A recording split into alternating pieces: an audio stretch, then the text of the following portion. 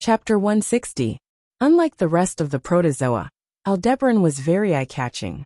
Based on its size alone, Aldebaran was dozens of times larger than the rest of the protozoa. It was as huge as a small mountain. Even from a distance, one could hear the tremors of the ground when it ran. As for the full appearance of Aldebaran, it was impossible to express it in words. As a stage for protozoan, Aldebaran's body contained at least a few dozen, or even a few hundred species factors. The original appearance of these dozens or hundreds of species could more or less be seen on Aldebaran's body. Therefore, if one were to use a phrase to describe it, Aldebaran was a mountain of meat and carapace with an extremely long mouth of a crocodile. Just based on this form alone, Aldebaran was even more breathtaking than a normal stage for protogut animal. Roar! Roar! Roar! Amidst the roars and support of all kinds of protozoa, the huge army of protozoa led by Aldebaran advanced side by side. The raised sand and dust flooded the horizon behind them. Bang!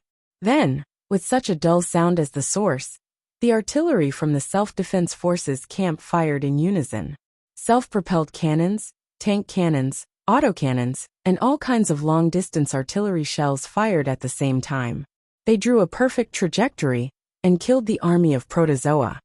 Bang, bang, bang, bang, bang. The sound of explosions rang continuously throughout the entire battlefield.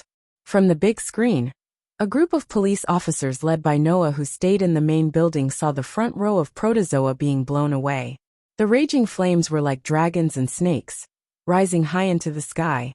However, in the flames, the second row of protozoa led the army of protozoa surged out and continued to charge in the direction of the Tokyo area.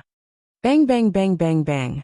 In order to meet the attack, in the Self-Defense Forces camp, the sound of artillery fire also rang out, making the entire battlefield lively. The battlefield was fiery red. The sky seemed to be burning as well, a fiery red.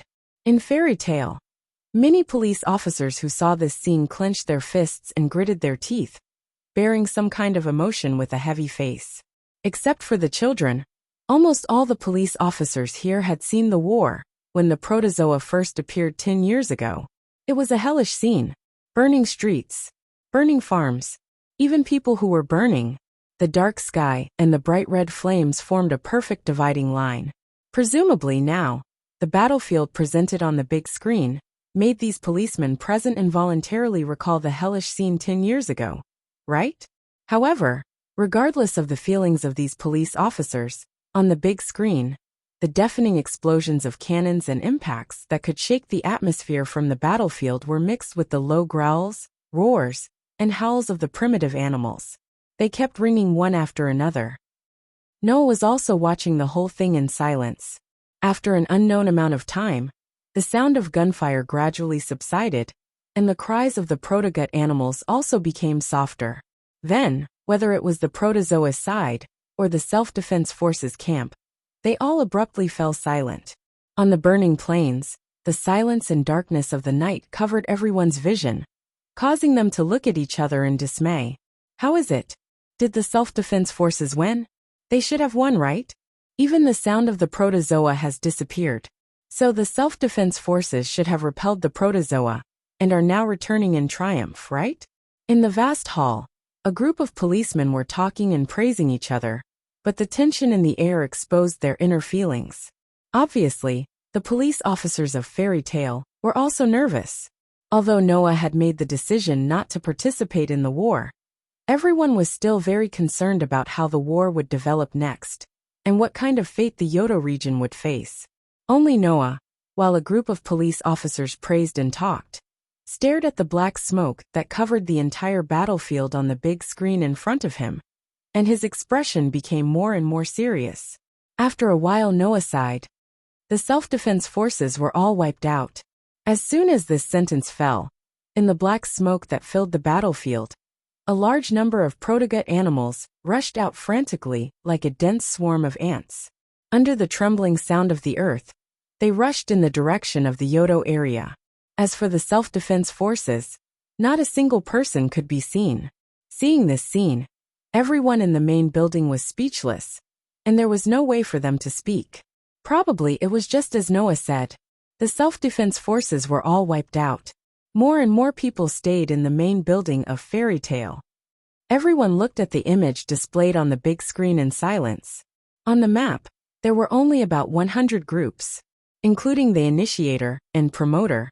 There were only 200 police officers and the army of protozoa that had a great disparity in numbers. It might be an exaggeration to say that it was one-sided.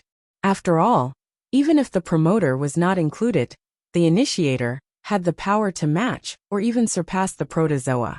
In the confrontation with the protozoa army, both sides suffered losses.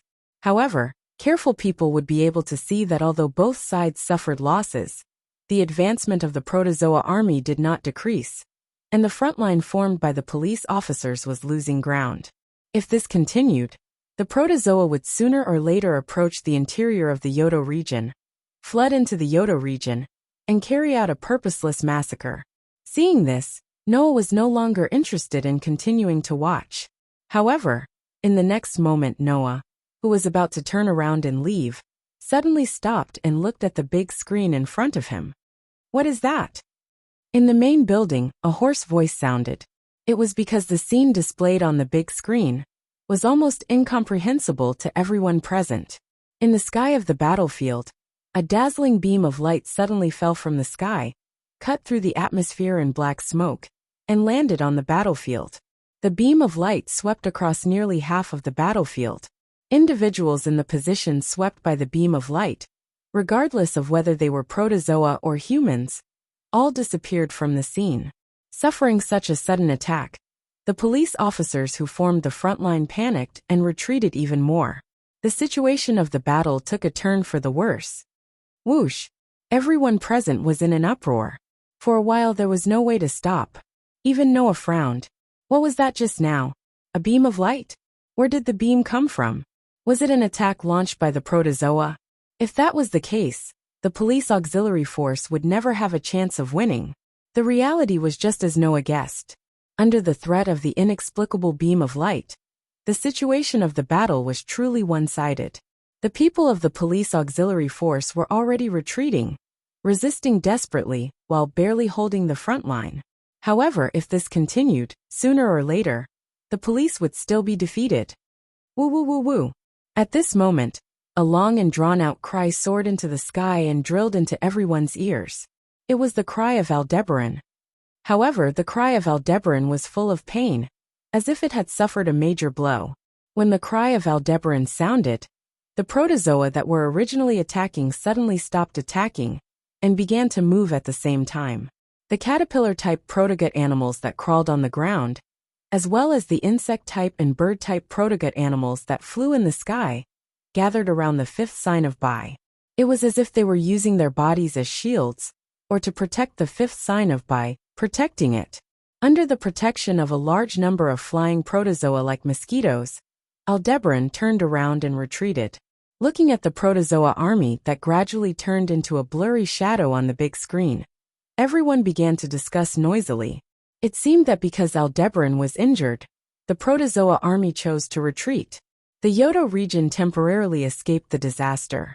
Noah closed his eyes, turned around, and walked out of the main building. Just like that, the first scene of the third canto, war ended with the total destruction of the self-defense forces and the retreat of the protozoa army.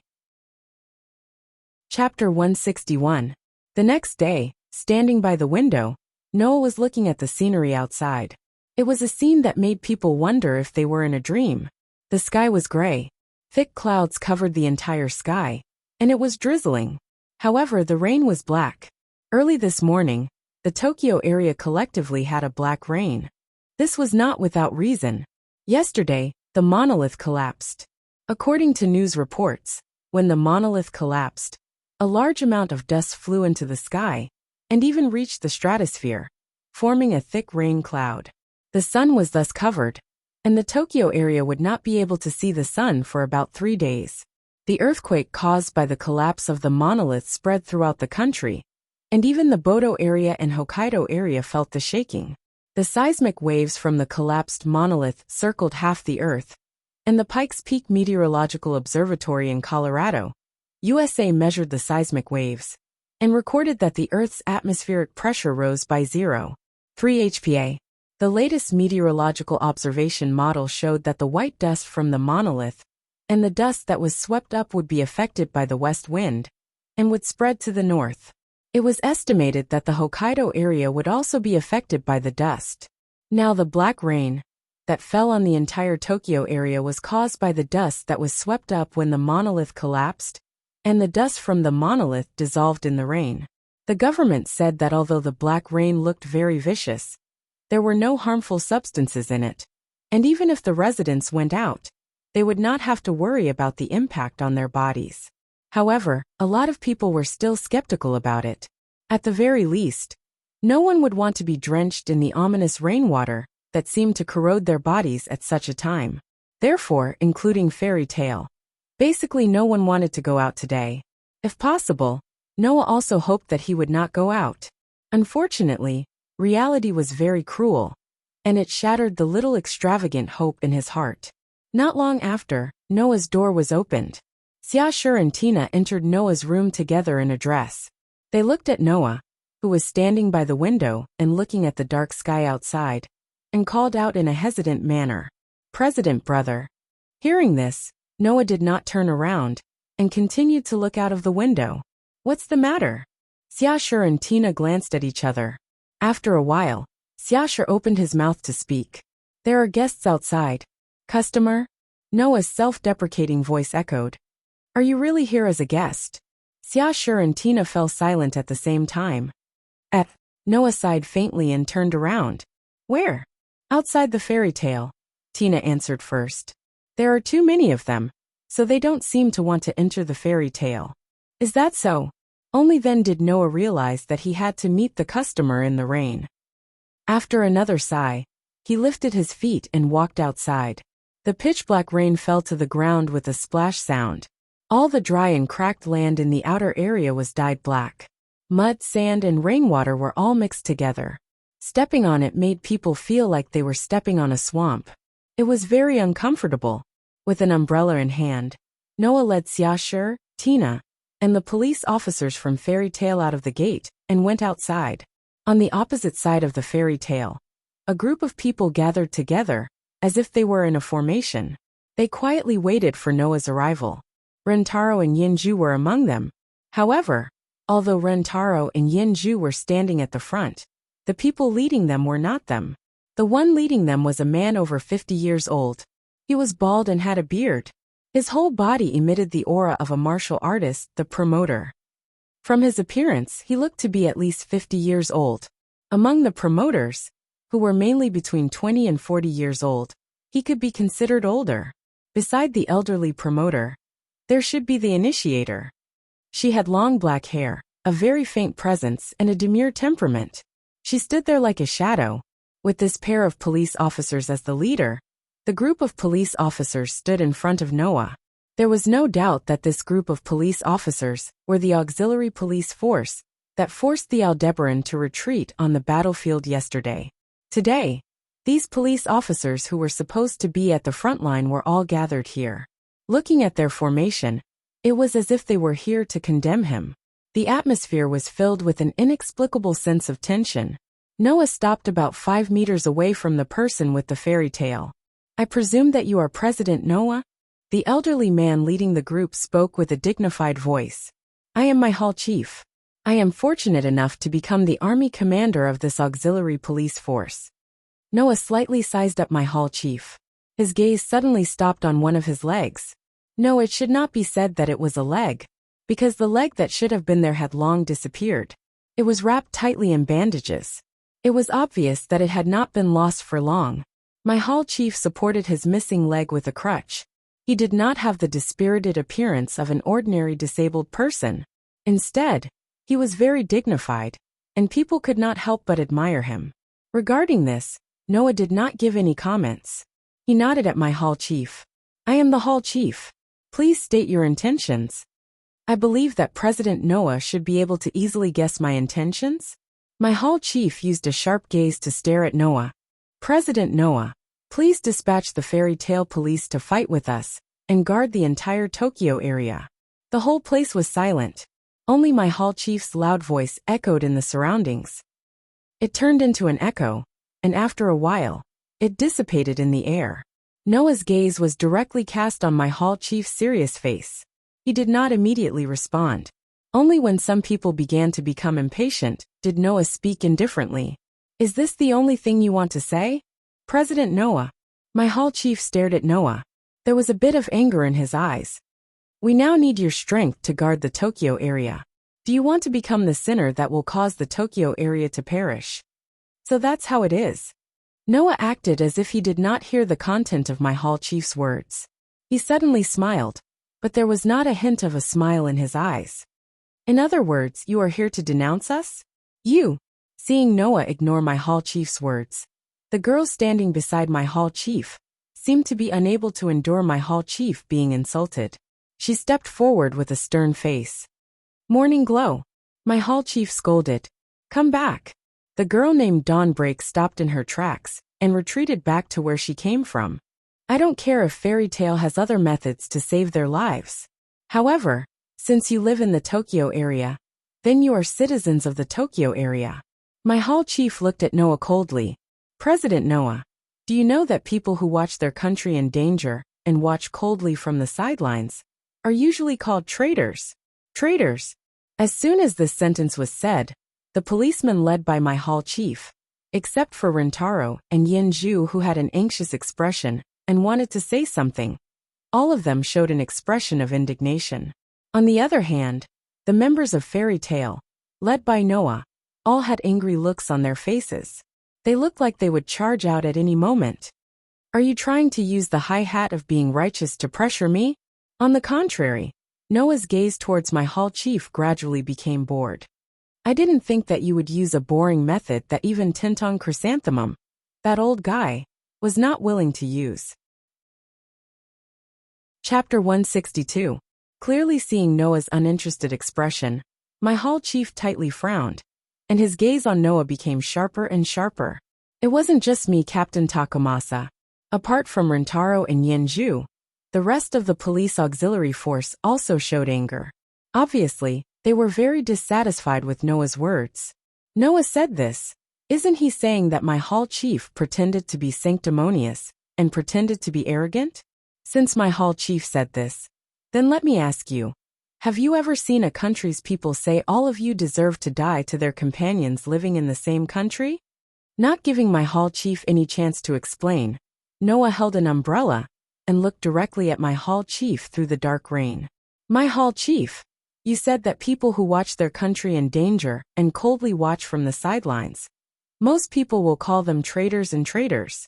Then, do you know that people who have been protecting them not only don't feel grateful, but are full of hatred? Most people will call them biting the hand that feeds them and biting the hand that feeds them. Everyone in the police auxiliary force was suddenly speechless. Not to mention the promoters in the auxiliary police force, just the initiators, all showed depressed and sorrowful expressions. Needless to say, Noah's words completely entered their hearts. President Noah, I understand your feelings, but the people are ignorant. We can't let them do whatever they want.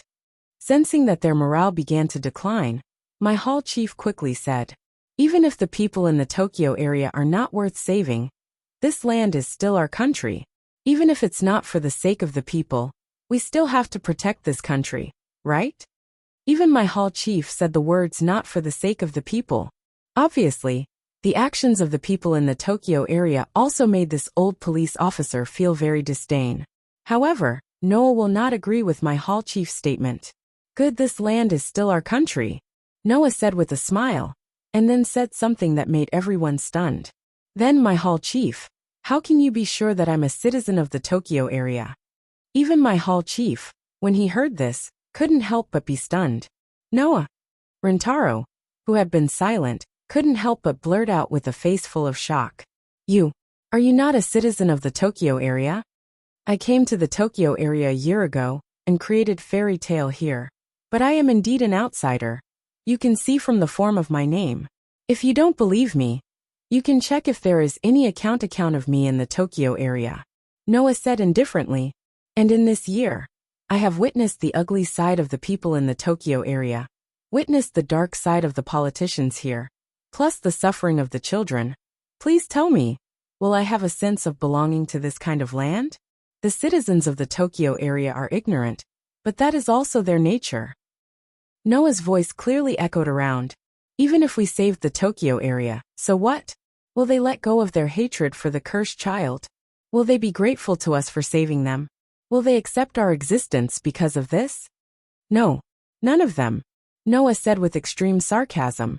Not to mention the cursed child. Even the police, when the time comes, will definitely not be thanked like a hero. This as the so-called hero who killed Scorpio. I can guarantee you, not a single person present could utter a single word of rebuttal. No matter where the police go, they belong to the group of people who are not welcome. Let's not talk about the problem of there being a lot of ruffians, and even criminals among the police. Let's talk about the world's view of the police. From the police's point of view, the police who intruded into the jurisdiction and interfered with the scene were like a thorn in their side. From the self-defense force's point of view, their duty of national defense was judged by the police. Of course, they would not put on a good face. For example, in the Third Kanto War, the Police Auxiliary Forces Legion must have been placed in a dispensable position in the name of the decisive force.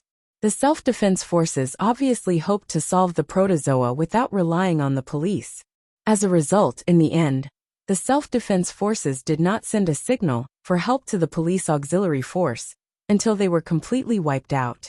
This caused the police to act as if to make up for the lack of combat power after the protozoa defeated the self-defense forces.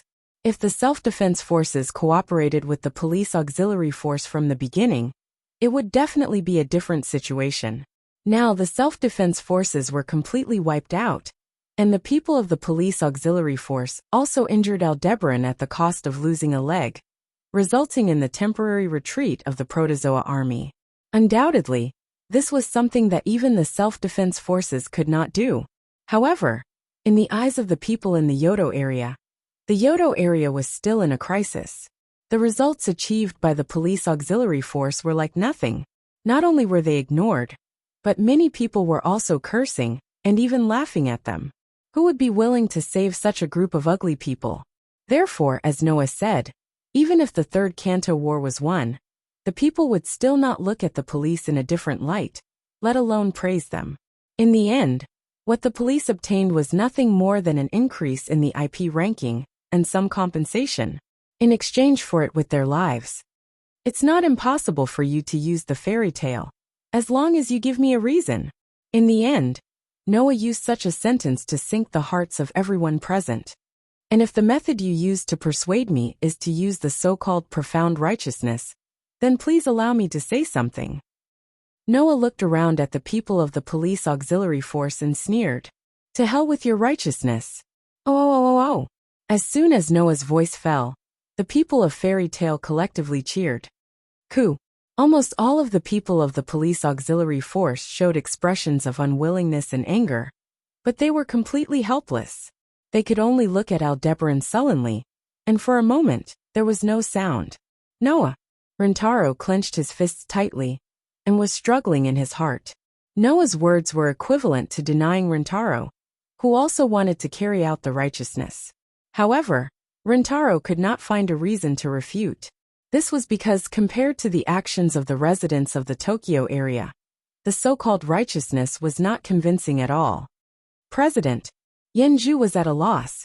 On one hand, she did not doubt Noah's words, but on the other hand, as kind as she was, she could not bear to see other people in pain.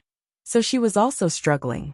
Aldebaran's partner, the initiator, named Morning Glow, seemed to respect Aldebaran very much. When she saw Aldebaran being denied, she also showed an angry expression, but she also understood that Noah was doing this for the sake of their cursed child. So she became the third person to struggle. Only my hall master Chang Zheng let out a melancholic sigh. President Noah, it seems that no matter what, you are not willing to do anything, right? Oh, Noah said sarcastically. In other words, as the leader of Aldebaran, you can't find a reason to convince me to do anything, right? You're right. I can't find a reason to convince you to do anything. The hall master admitted it openly, But his gaze toward Noah became sinister in a short moment. So, I can only create a reason myself.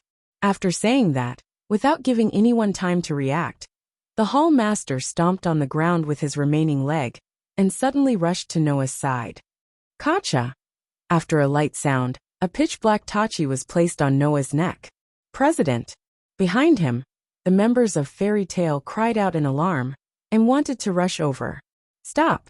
Aldebaran roared as he tightened his grip on the tachi on Noah's neck. If he comes one step closer, I will cut off his head. Chapter 163. If he takes another step closer, I'll chop off his head.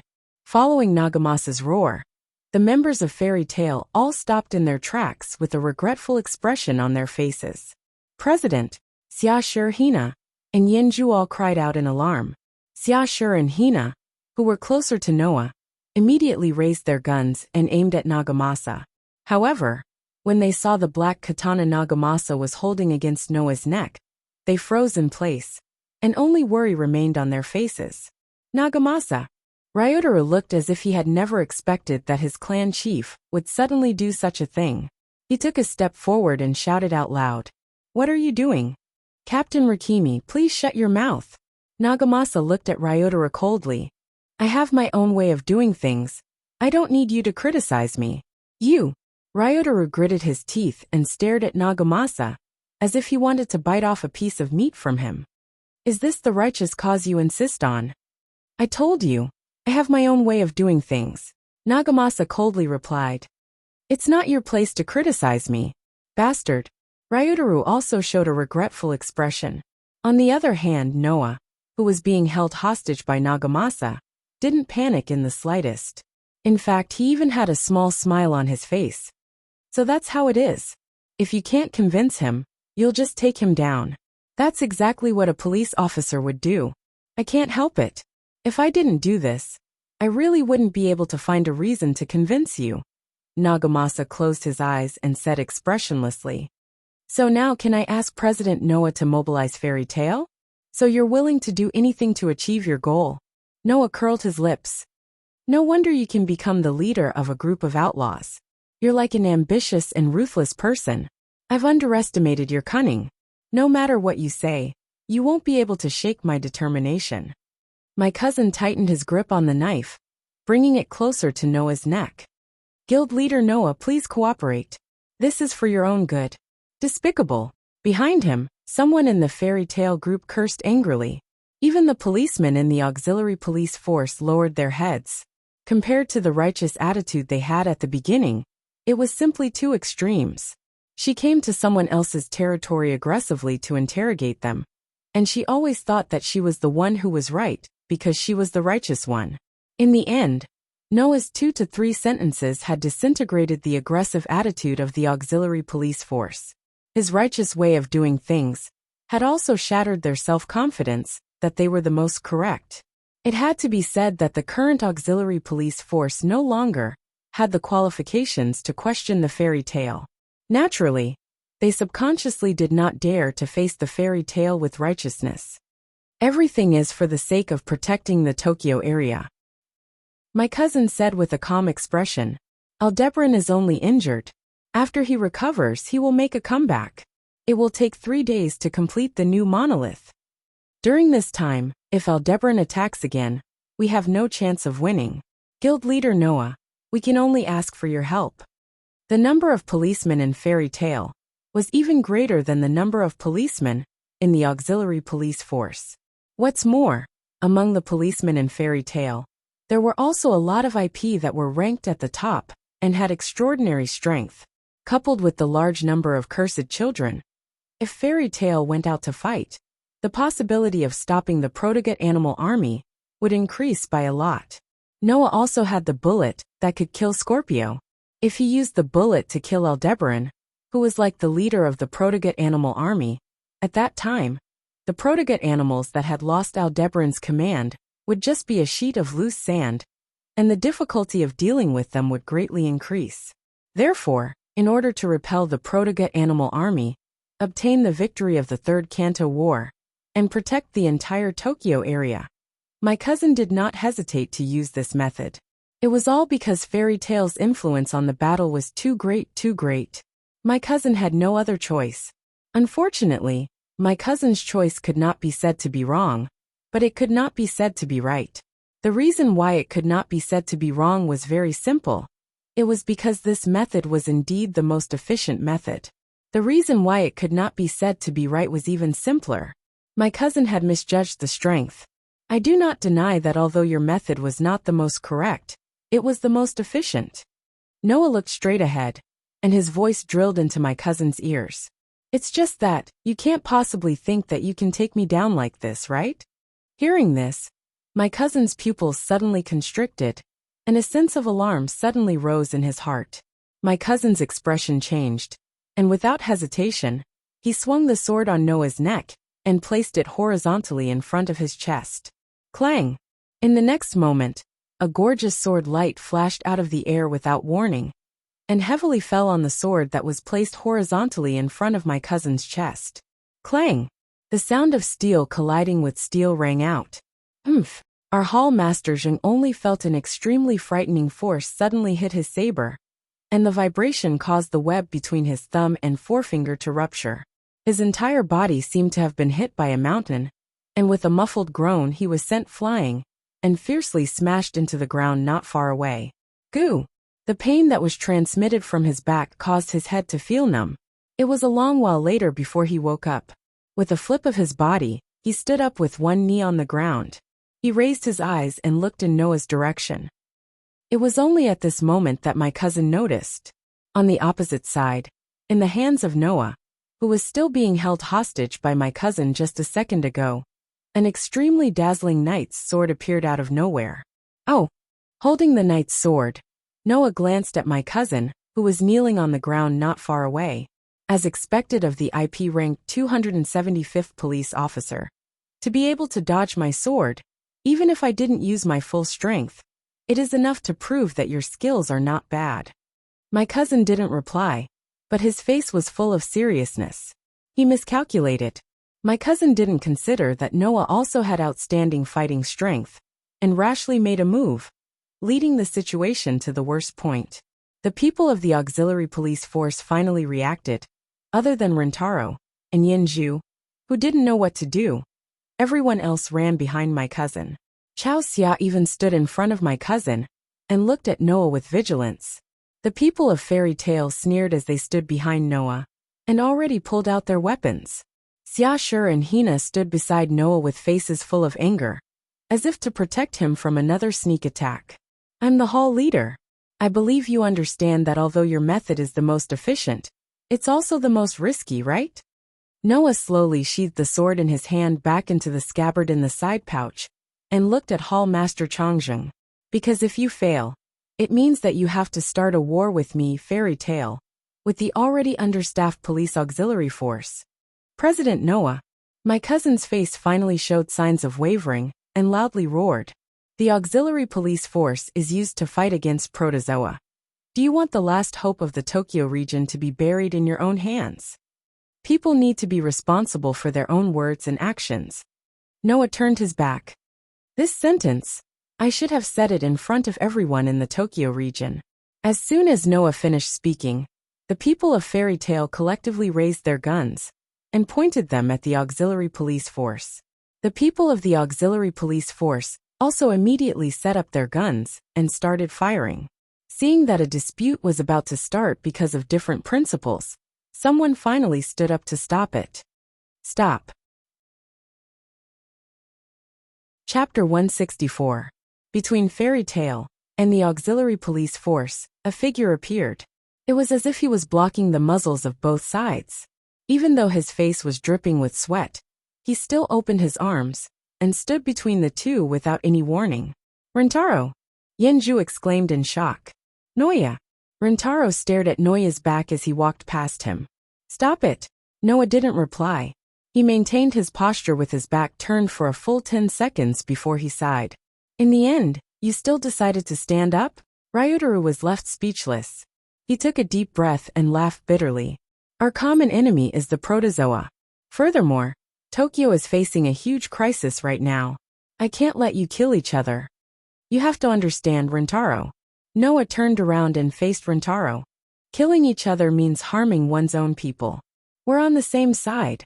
Rintaro took a step forward and said agitatedly.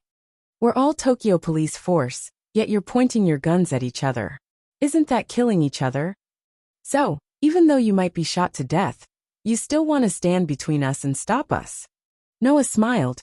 His smile was filled with emotion. This time, you can't deny that you're the type of person who will die young, right? Ah, that's right. That's how despicable you are. Rintaro said angrily. His eyes were still fixed on Noah. You said before that you won't forgive those who hurt your family and friends. However, these people didn't hurt your family or friends. I hope you won't do anything to them. Hearing this, Noah glanced at Rintaro, who was kneeling on one knee and being protected by the auxiliary police force. Rintaro looked at him with a serious expression on his face. Then he turned his gaze to Rintaro.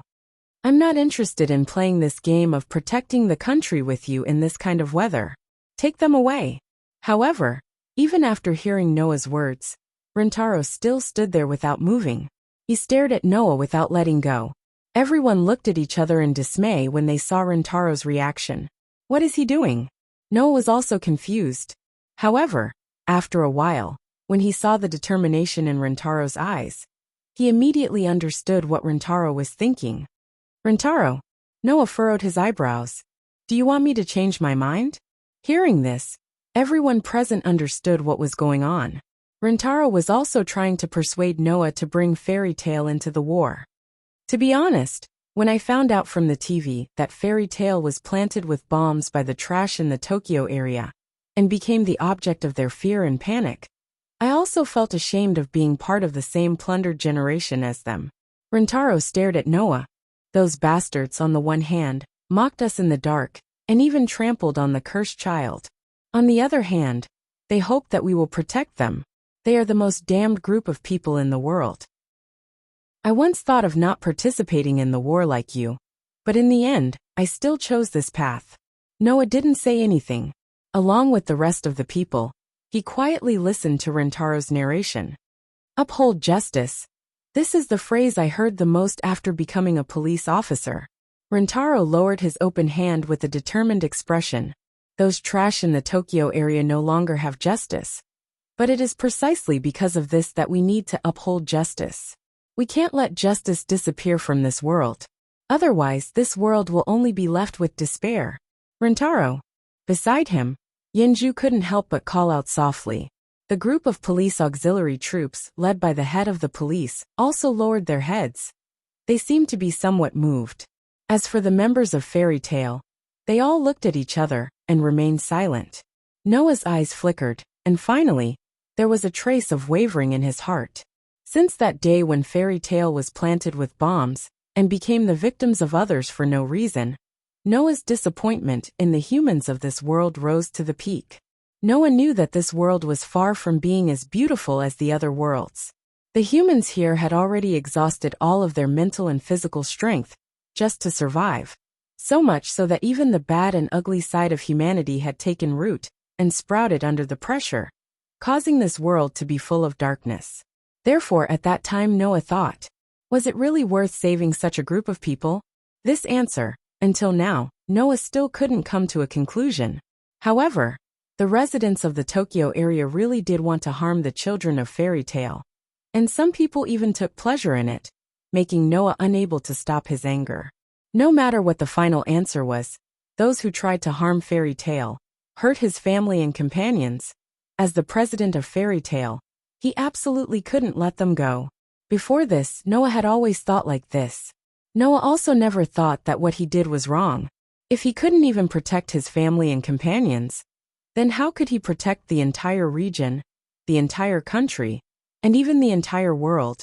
What's more, Noah, who grew up in Fairy Tail in another world, understood the value of companions and family the most. Makarov also always took protecting the guild, his family, and his companions as his goal. And that also became the principle in Noah's heart. That was also the principle in the hearts of every Fairy Tail member. Whether it was this world's Fairy Tail, or this world's Fairy Tail, or was it the Fairy Tail from the other world? It was all the same. I don't want to cultivate justice at all. Noah raised his head and said word by word to Rintaro. I'm not that great. As long as I can protect my family, my companions, and my guild, that's enough. Then, for the sake of justice, I'll let you see my determination. Rintaro raised his fist and aimed it at Noah. Even if I have to drag you by force, I'll drag you to the battlefield. As soon as he finished speaking, Rintaro's straight right hand suddenly trembled. Kacha! Following the sound of something cracking, the skin on Ryotara's right hand and right leg began to crack. They began to peel off like burning flames as they fell to the ground. Seeing this scene, everyone, including Noah, showed a shocked expression. Then, the true appearance of Rintaro's right hand and right foot was exposed to everyone's eyes. It was a prosthetic arm made of pitch-black metal. Rintaro's right hand and right foot had already been lost. Now, in place of his real right hand and right foot, the prosthetic arm that was attached to Rintaro's body was clearly a mechanical prosthetic arm made of pyrolite. Not only his right hand and right foot, but one of Rintaro's eyeballs also started to rotate, and like a switch, a geometrical image appeared within it. Even his eye was a specially made prosthetic eye. That posture was just like, how could this be? Hina was the first to speak in a daze. Mechanical soldier. Rintaro. Noah's eyes gradually focused. Let's introduce ourselves. Rintaro suddenly shouted as he raised his metal prosthetic hand. Former Ground Self-Defense Force Eastern Division, 787th Mechanized Special Unit.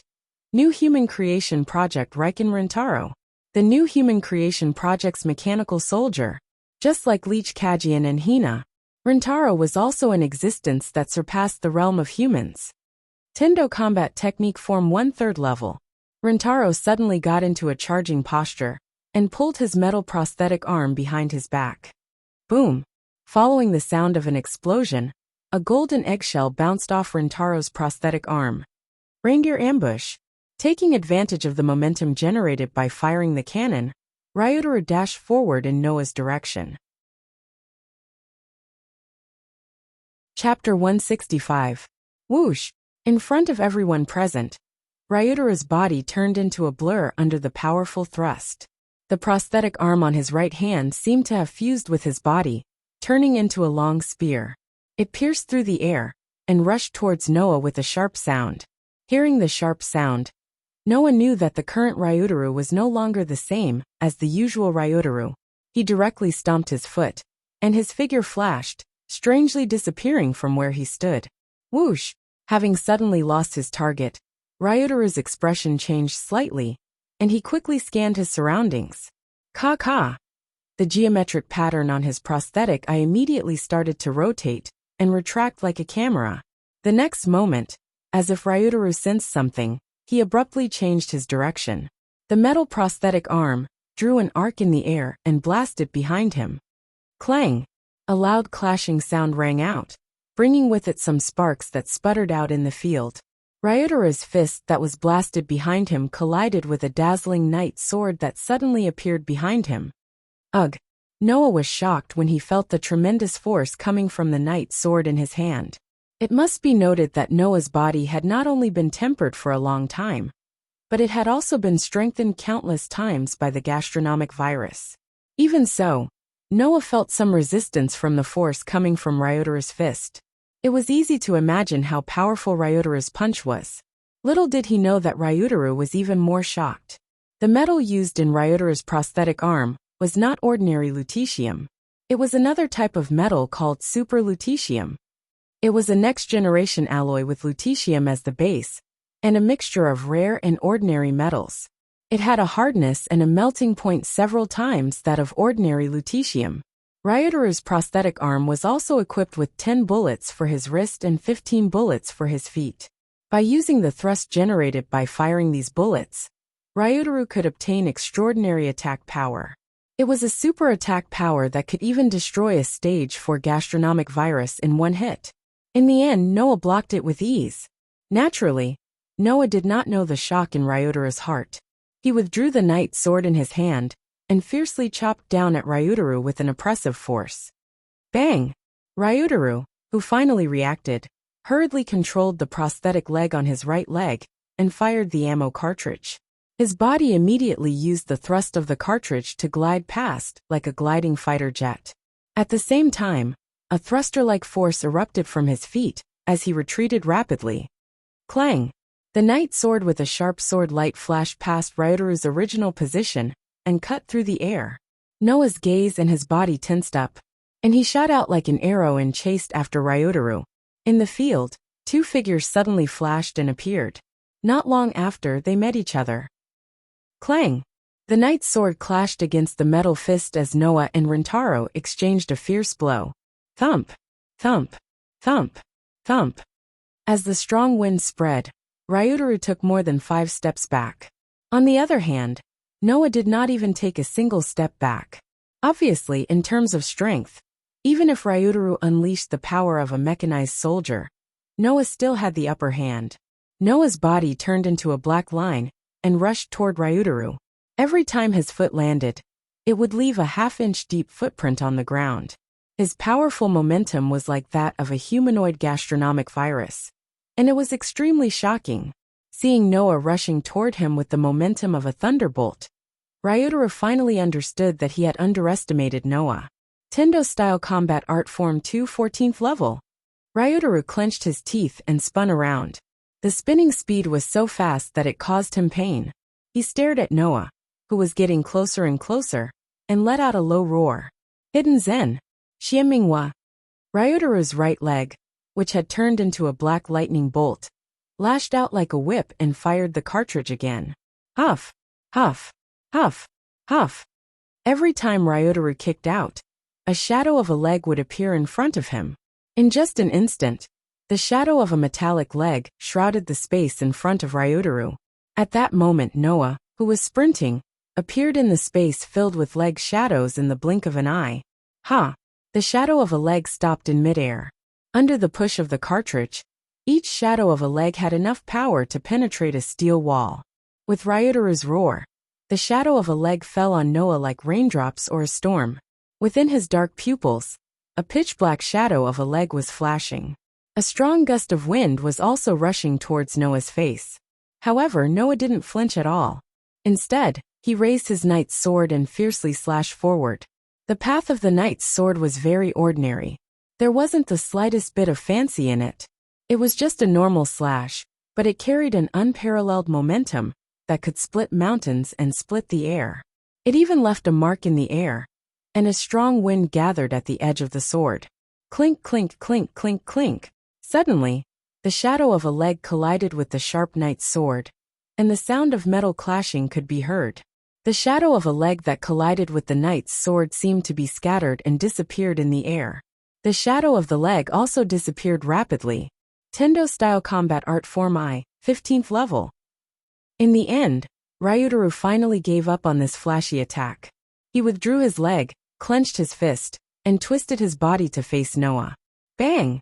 As the cartridge on his leg was fired, Ryuteru shot toward Noah like a cannonball. Yinling Bihu Carp. A fist made of black metal tore through the air with lightning speed. A sharp wind gathered at the tip of the fist, and it directly fell on Noah's head. The black fist enlarged rapidly in Noah's eyes, causing him to narrow his eyes slightly. The knight's sword in his hand was withdrawn in an extremely nimble manner. Like a shield, he stood in front of Noah. The pitch-black fist landed squarely on the body of the knight's sword. Clang! In the loud sound of the collision, Ryuteru's fist suddenly exploded with a tyrannical force, and it continuously acted on the knight's sword. Hiya! Ryuteru's angry roar spread far and wide in the air, and the force in his hand continued to burst forth. Bang! Bang! Bang! Bang! Bang! Perhaps Ryuteru knew that his fist alone could not pose a threat to Noah, so he controlled his metal prosthesis like a madman and fired 5 cartridges in succession. Every time he fired a cartridge, the power of his fist would increase by an entire level. Bang! Noah could clearly feel the force exerted on the knight's sword getting stronger and stronger. In the end, it was so strong that even Noah felt some pressure. Hiya! Ryuteru roared with all his might, and the veins on his forehead were already bulging. He crazily vented his strength, and he heavily pushed his fist away from Noah's knight's sword. Bang! The force of the impact spread out, and even the air became turbulent. Under the tremendous force, Noah's feet rubbed against the ground, and he slid back 2 to 3 meters before he could stop himself. Bang! Immediately after, the sound of the cartridge being fired echoed again. Ryotara's roar sounded behind this sound. Tendo-style combat technique, Form 2 Level 11. Ryotara's feet were almost above his head, and his body spun up and down like a top. The thrusters on his legs also burst forth with a strong light, and like a whirlwind he approached Noah. Hidden Zen. Wei Ting. With a heavy kick, he viciously kicked the knight's sword in Noah's hand. Bang! A huge sound reverberated like an explosion, and a shockwave visible to the naked eye spread out like ripples. With Noah's feet as the center, cracks continuously spread out on the hard ground, forming cracks. Chapter 166. Bang! Under everyone's watchful eyes, the ground in front of the two combatants began to crack inch by inch with a muffled sound. Like a spider web, cracks began to spread across the ground. The shock waves from the impact spread outwards, causing the ground to crack inch by inch and send gravel flying in all directions. Many of the spectators felt a stinging pain on their cheeks. Some of the gravel even left deep cuts on their faces, causing them to bleed profusely. Step back! The preceptor hurriedly shouted. The entire auxiliary police force, who had lost their heads out of fear, immediately retreated and looked towards the center of the battlefield with fearful expressions. We'll step back as well. On the other hand, Xiaoshi was the one who made the decision for the fairy tale side. Under his command, everyone retreated a certain distance away from the gravel that was flying towards them like bullets. Everyone's eyes were glued to the scene before them. Their eyes were filled with shock at Ryotara's new identity and power, as well as shock at Noah's ability to hold his own against Ryotaru, without falling into a disadvantageous position. Bang! Then with another muffled sound, two figures flew out from the center of the battlefield where the shock waves were spreading outwards. They scraped against the ground, creating two long trenches. It was not until they were more than 10 meters away from each other that they steadied themselves and looked at each other. Upon closer inspection, the expressions of Noah and Rintaro, who were standing opposite each other from a distance, were also different. Rintaro was tightly gripping his pitch-black metal prosthetic arm. The prosthetic leg on his right foot was also tightly fastened to the ground. His prosthetic eye, which had a geometric pattern on it, was staring at the figure opposite him. His chest was heaving up and down, and his face was slightly pale. It seemed that he had expended a lot of energy. Noah, on the other hand, was still holding the dazzling knight's sword. He wasn't panting, and his expression was still as steady as before. Other than his clothes being slightly dirted, he didn't show any other signs of abnormality. At this point, it was obvious who was giving their all in this battle, and who was still at ease. Noah looked at Ryotaru, who was panting heavily, and a heartfelt smile finally appeared on his face. You're quite capable, aren't you? So that's how it is, Rintaro. So this is the power you've been hiding all this time. Ever since I met you, I felt that you weren't simple at all. You've really hidden it well. I'll return the same to you. Ryotaro calmed his breathing and looked at Noah with a serious expression. I didn't expect that even after releasing my powers, I still wouldn't be able to defeat you. It's no wonder you have the ability to train an initiator at Yinju's level. You've hidden your abilities well. It's a pity. Noah smiled calmly at first, then slowly withdrew his smile. If that's all you've got, I'd like to see how you're going to drag me onto the battlefield. After saying that, Noah swung his hand that was holding the sword. While drawing an arc of light, he slowly sheathed his sword back into the scabbard that he had been holding tightly in his left hand all this while. He then lifted the cloth bag that contained the scabbard and put away the knight's sword that had been sheathed back into the scabbard. Seeing Noah put away his weapon, not only the spectators, but even Ryotaro couldn't help but be stunned. What's the meaning of this? Noah didn't answer. Instead, he tossed the side pouch in the direction of Fairy Tale, and it was caught by Tina. This time Ryotaro understood. Noah was planning to fight him barehanded. In that instant, Ryotaro couldn't help but feel a little angry at being looked down upon. Although Rintaro was also fighting barehanded, his right hand and right leg, which were made by chakra, were much tougher than normal weapons. Strictly speaking, they weren't even considered hands. In addition, if Rintaro were to fire the ammo cartridge hidden in his prosthetic limb, his attack power would increase by several folds. Since he could even penetrate a stage for protozoan in one hit, it would be a dead end if he were to face it with a pure human body. At that moment, Ryutaru revealed a somewhat stubborn smile. "I won't go easy on you." Hearing this, Noah still didn't say a word. He only extended his hand and waved at Ryutaro. Ryutaro's mind heated up, and he crouched down. Then, like a spring that had been released, he violently charged at Noah. He didn't hold back at all, and his heavy fist heavily smashed into Noah's chest. Noah's body immediately trembled, and his body appeared a dozen meters away amidst the faint sound of something breaking through the air. However, an extremely blurry afterimage remained where he was. Bang! Ryutaro's fist heavily penetrated Noah's afterimage and scattered it.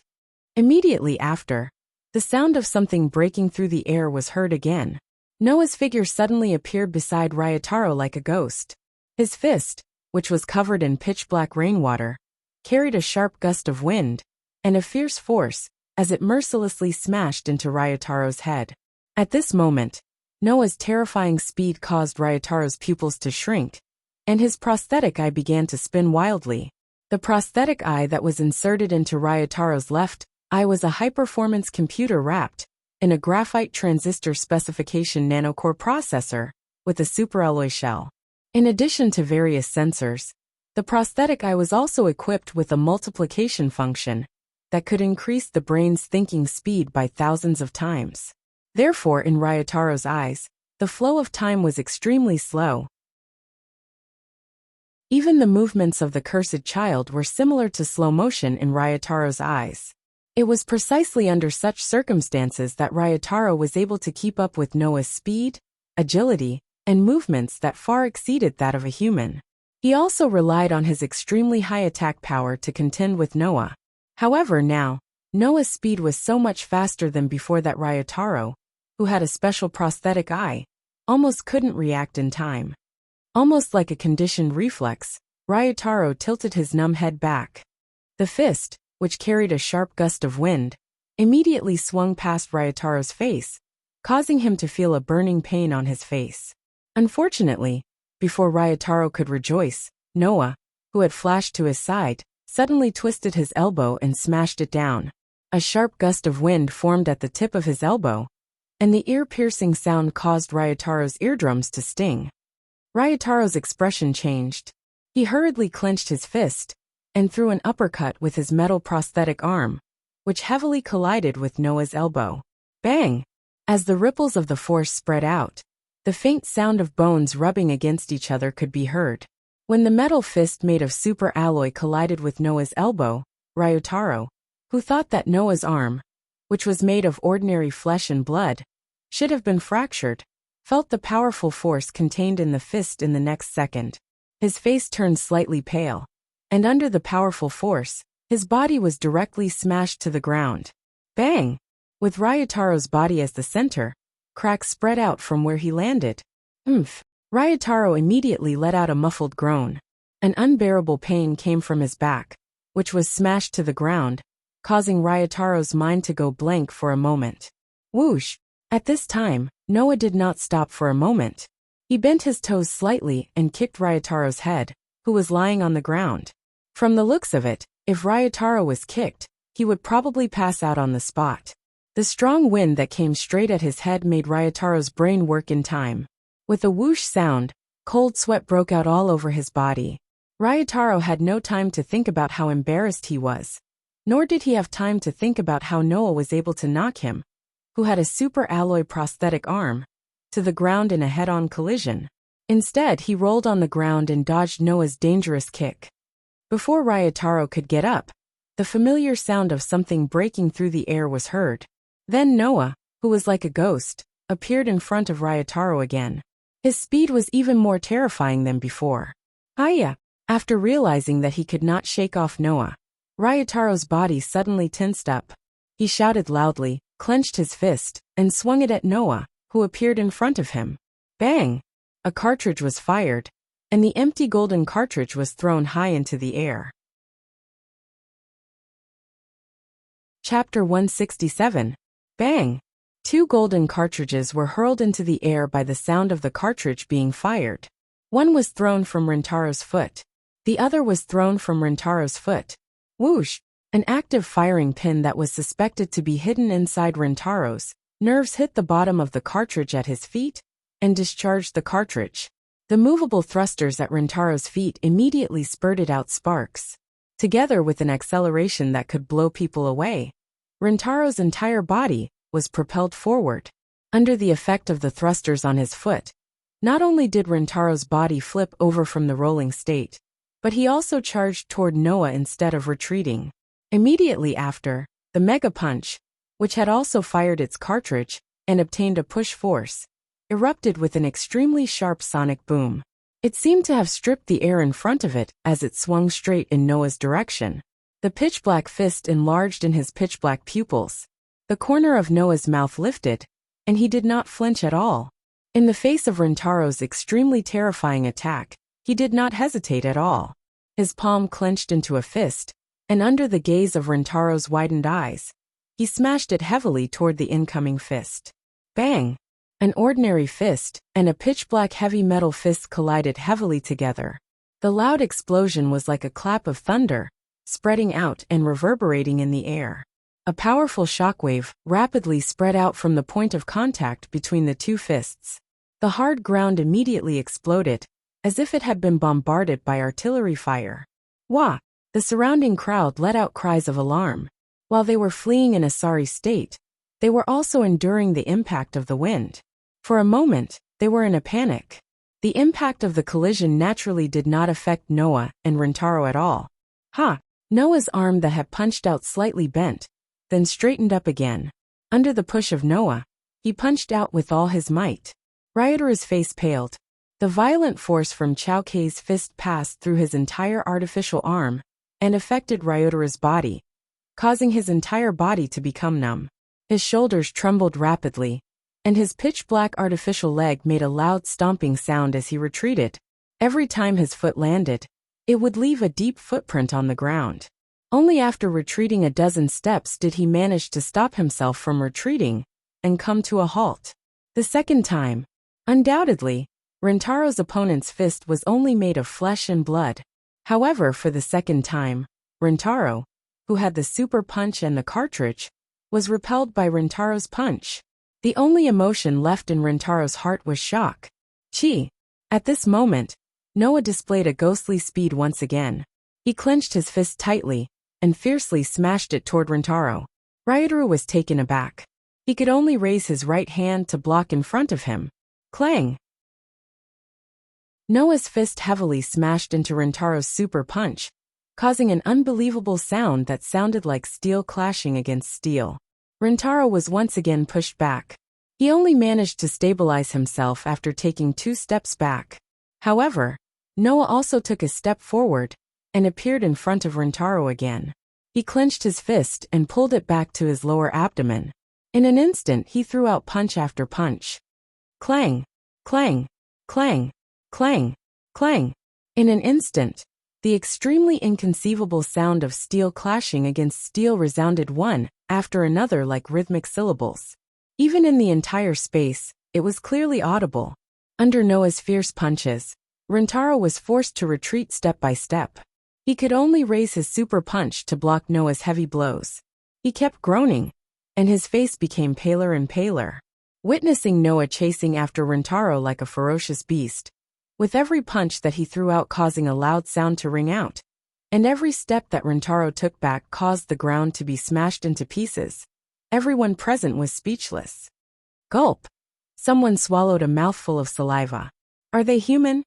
No one knew who made such a trembling voice. Everyone could only watch this scene in a daze, with different expressions on their faces. All the members of Fairy Tale raised their heads and puffed out their chests. Some of them had smiles on their faces and looked proud. Some of them looked in the direction of the auxiliary police force with sneers on their faces, as if they had just vented their frustrations. The people of the auxiliary police force looked at each other, speechless for a moment. Only then did they realize what kind of person they were trying to find trouble with. They all felt lucky that they didn't start a fight with Fairy Tail directly. Even Mayor Nagamasa showed a remorseful expression for a moment. If Mayor Nagamasa had known that Noah had such a level of combat power from the beginning, he definitely wouldn't have acted rashly. If he had known that Rintaro had such power in advance, he could have made arrangements in advance and made other plans. Only Yenju was watching the intense battle between Noah and Rintaro. He secretly broke out in cold sweat for both sides. After all, Noah was equivalent to Yenju's family and savior, while Rintaro was Yenju's partner. No matter which side it was, Yenju didn't want to see them get hurt. Clang clang clang clang clang clang. In the arena, Noah continued to swing his arms that were so heavy that they did not seem human. He landed blow after blow on Ryotara's righteous hand. When he saw Ryotara's face turn paler and paler, due to the increasingly heavy impact, he narrowed his eyes and abruptly moved to the side of Ryotaru. Whoosh! In the next moment, Noah turned sideways, spun around, and kicked Rintaro's hand. Clang! Rintaro was caught off guard and was directly sent flying by the kick, which was much heavier than a punch. His body was like a kite with a broken string, bouncing backward for more than 10 meters before he stabilized himself and landed on the ground with his foot. Bang! However, almost at the same time Rintaro landed on the ground, a foot kicked Rintaro's other foot, causing him to cry out in pain and kneel on the ground on one knee. Ugh! Rintaro squeezed out a muffled groan from his throat. Gritting his teeth, he was about to push himself up when his vision suddenly darkened, and a familiar figure appeared. He subconsciously raised his head and looked in front of him. After a while, Rintaro saw Noah's unusually calm face looking down at him from above. The scene of Rintaro kneeling on one knee in front of Noah was presented to everyone in the field. Looking at it this way, everyone could tell who had won and who had lost. That's it, Noah said regretfully as he looked down at Rintaro, who was looking up at him. It seems that Rintaro, you don't have the ability to drag me to the battlefield. Rintaro's expression hardened. Just as he was about to stand up, a black revolver with a large caliber was placed in front of him, and the muzzle was pointed at his forehead. You have no chance of winning, Rintaro. Even if you're the product of the new human creation project, the outcome has already been determined. Noah's tone was a little indifferent. If you want to continue, I won't hold back anymore. Rintaro's expression suddenly changed drastically. After a while, it turned into a strong sense of unwillingness. Are you still holding back? Noah didn't respond. Instead, he put away his gun, turned around and walked toward Fairy Tail. Everyone around him lowered their heads and remained silent. Seeing this, Rintaro couldn't take it anymore and shouted, "Are you really not going to do anything, Noah?" Noah didn't even turn his head as he continued to walk toward Fairy Tail. All the members of Fairy Tail obediently followed him. Damn it! Rintaro punched the ground with all his might. Rintaro! Yenju couldn't bear to see Rintaro like this and turned her head away. At this moment, President Noah. Chapter 168. President Noah. Following this voice, everyone present, whether it was the promoter or the initiator, whether it was the plundered generation or the cursed child, all widened their eyes in shock. Noah suddenly stopped in his tracks. Together with all the members of Fairy Tail, he froze on the spot. Basically, as long as you were a resident of Tokyo, you would recognize this voice. Even if you didn't hear it with your own ears, this voice has been heard countless times on TV. Immediately, everyone, including Noah, raised their heads and looked towards the source of the voice. Over there, a group of people were standing on a small hill, facing the people on this side. Among these people there were old young men and women. There were about 100 to 1,000 people. Even if they were scattered, they still filled up the top of the hill. They didn't bring umbrellas, nor did they bring any tools to shelter themselves from the rain. Just like that, they exposed themselves to the pitch-black rain, allowing the black raindrops to hit their bodies. A pair of bright, spirited eyes filled with hope and anticipation met this side, entering into the eyes of the crowd. At the front of these people, the Holy Son of Heaven stood at the head of the table, also exposing himself to the dark rain. His white body seemed to emit light, creating a sharp contrast with the dark rain around him, making it impossible for people to forget his figure at this moment. Lord Holy Son of Heaven? Everyone present let out a cry of surprise. When they saw the people standing behind the Holy Son of Heaven, they were stunned speechless. Lord Holy Son of Heaven? Yanzhu, Hina Xiashi, and the others all said with a blank expression. Lord Holy Son of Heaven? My hall leader, who lost a leg, stood up with the help of Zhao Xia, and said with some excitement. Why would Lord Holy Son of Heaven appear here like this? Please quickly take shelter from the rain. It seems that my hall leader was very surprised by the Holy Son of Heaven's action of standing in the dark rain. However, the one who responded to my hall leader's words was not the Holy Son of Heaven, but a beautiful figure who walked out from the crowd and came to the Holy Son of Heaven's side. I called Lord Holy Son of Heaven here. Looking at the beautiful figure standing next to the Holy Son of Heaven, Rintaro also showed a shocked expression. Miss Mugung. That is Mugung. Seeing Sheng Tianzi and Mu Geng standing on the small hill with a group of people, their gazes converging in this direction, or more accurately converging on him, Noah frowned. What are you all doing? President Noah. The Holy Son of Heaven clasped his hands together in prayer and placed them in front of his chest, but his eyes were fixed on Noah. The people here all came with me willingly. Is that so? Noah's brows still did not relax in the slightest. Bearing the hopeful and expectant gazes of those people, he spoke in a deep voice. What? Noah. Mugging took a step forward and shouted at Noah. Almost all of the people here are from the plundered generation. They are all residents of Tokyo. President Noah. The Holy Son of Heaven also raised his voice, bent his upper body forward, and shouted at Noah. They all have something to say to you. Please listen to their voices. The audience was dead silent. Noah just raised his head and looked at the direction of the hill. His eyes slightly stirred up a circle of ripples. And under Noah's gaze, the men and women, old and young, all looked at each other, stepped forward, bent their body, and bowed deeply to Noah. President Noah, please save us. Save the entire Tokyo area. Such a sentence resounded loudly in the air and drilled into the ears of everyone present. All of the members of Fairy Tale were stunned. The police auxiliary force led by the head of the police department all had their mouths wide open. Their faces were full of disbelief.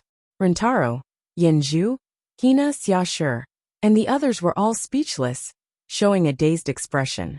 Noah's heart slightly trembled, his fists suddenly clenched. What's going on? What's going on? Is this a call for help from the plundered generation? Is this a call for help from the residents of Tokyo?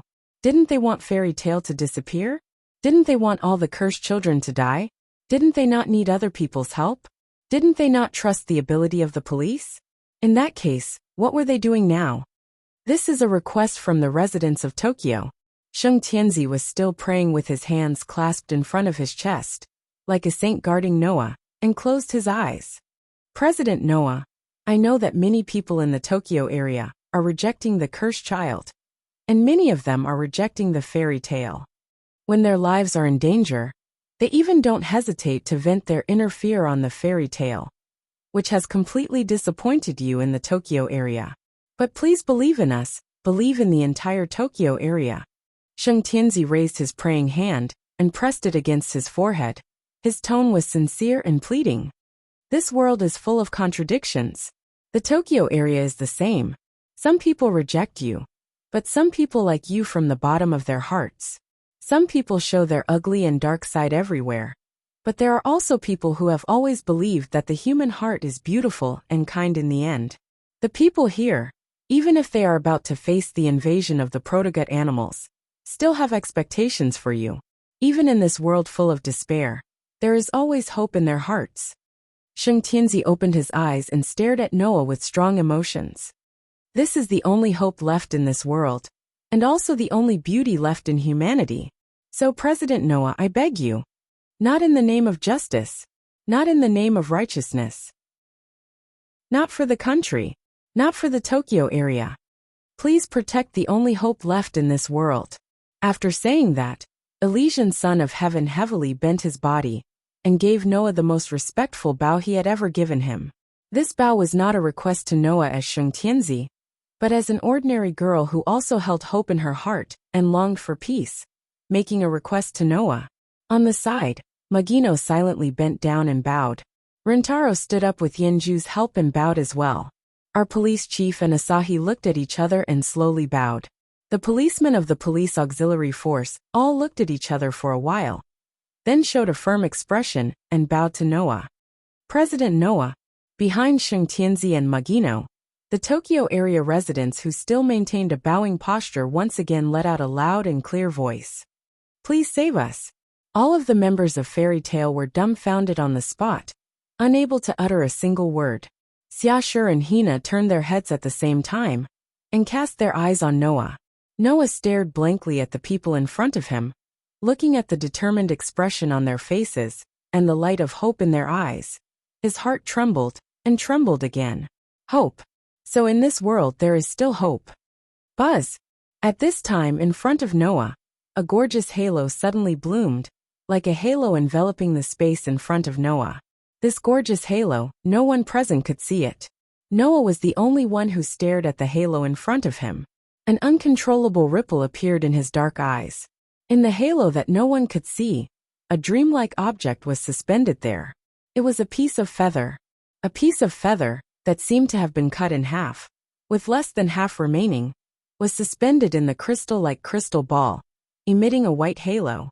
That was the most fundamental reason why Noah came to this world, after searching for more than a year in this world. World fragment. The world fragment that couldn't be found for a long time, now, in this world's last remaining hope, appeared in front of Noah.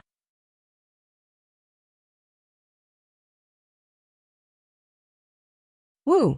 Amidst the billowing smoke and dust, large and small, grotesquely shaped, and ferocious xenomorphs rushed out like a school of fish.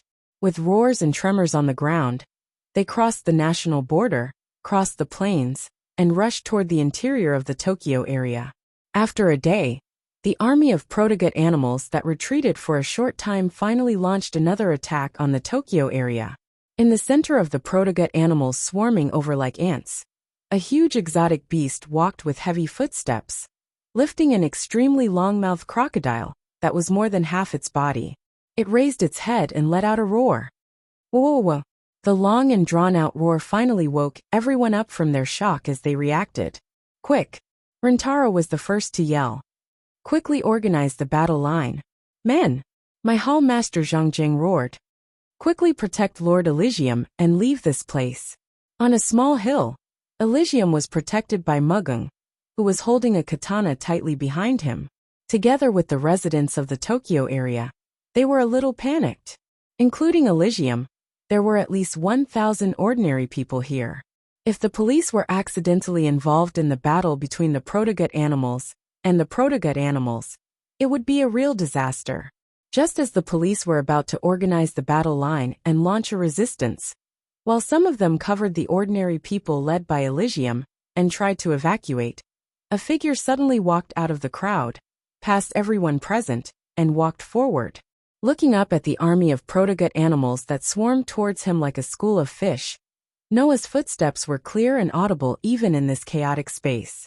As he walked forward step by step, he spoke word by word, his dark pupils flashing with a soul-stirring spirit. All of you back off. Everyone was stunned. All of you back off. What does this mean? Ignoring everyone who was stunned on the spot, Noah was like a warrior who overestimated himself and wanted to challenge a scourge. Under everyone's gaze, he stopped and showed everyone his back. I'll believe in this world one more time. As if there was no endless deadly monster army in front of him, Noah's voice slowly sounded. Hope. Don't let hope disappear from this world. Don't let me down. Leaving this sentence, Noah's gaze seemed to be able to penetrate space and swept across the protogut animals in front of him. In the next moment, a vast sea of magic surged out from Noah's body like raging waves. Ding! With a light sound, a bright brilliance shot up from the ground where Noah was standing. Like a light pillar, it stood beside Noah. Ding ding ding ding ding ding. As if triggering a chain reaction, under the influence of the monstrous magic power, Dazzling brilliance burst out from the ground around Noah and surrounded Noah's body, as if they were protecting Noah. Ding! Immediately after, as if a bell had suddenly rung from the horizon, an extremely gorgeous geometric pattern expanded at the top of the brilliance that surrounded Noah. It emitted a dazzling brilliance, as if it wanted to cover the entire sky. Upon a closer look, in the center of the geometric pattern, there was a pattern similar to the coat of arms on the back of Noah's hand. At that moment, it was as if a solemn movement was playing. Together with the dazzling brilliance, it filled the world. Noah, who was in the center of the dazzling brilliance, was like a god descending from the sky, exuding an astonishing majesty. This incomprehensible scene caused everyone present to fall into a daze, as if they were in a daze. It was only then that Noah stretched out his hand and placed it in front of him, as if he was hugging a sphere. The monstrous magic power poured into Noah's hands like a flood, turning into a dazzling ball of light that illuminated the entire world. No matter what kind of monsters you are, there's no room for you to appear here. Noah slowly raised his head and looked ahead with a sharp glint in his eyes. Disappear. As soon as his voice fell, Noah abruptly closed his hand that was holding the dazzling ball of light. The fairy law. Activate. As Noah closed his hand, the dazzling ball of light exploded and turned into a burst of sacred light. The sacred light soared as if it wanted to fill the entire world. It spread out like a tide and instantly shrouded the entire space. Holy light surged toward the charging army of primitive gut animals, completely enveloping them within. Woo woo woo woo. All of a sudden, with Aldebaran in the lead, all of the protogut animals let out a mournful roar. Their bodies gradually turned white under the illumination of the holy radiance, as if they had turned into stone statues. In the next second, they shattered into gravel and disappeared into the world. Looking at the protozoa being destroyed one by one under the suppression of the sacred light, the crowd was unable to recover from their shock for a long time. And this scene seemed to have become eternal, lasting for a long time. Chapter 170. 3 days later, the manufacturing of the monolith began. Now, from any corner of the Tokyo area, looking in the direction of Monolith 32, almost everyone could see the scene of a large number of helicopters and transport planes transporting huge square blocks of metal through specially reinforced hanging nets. The method of manufacturing the monolith was actually quite simple.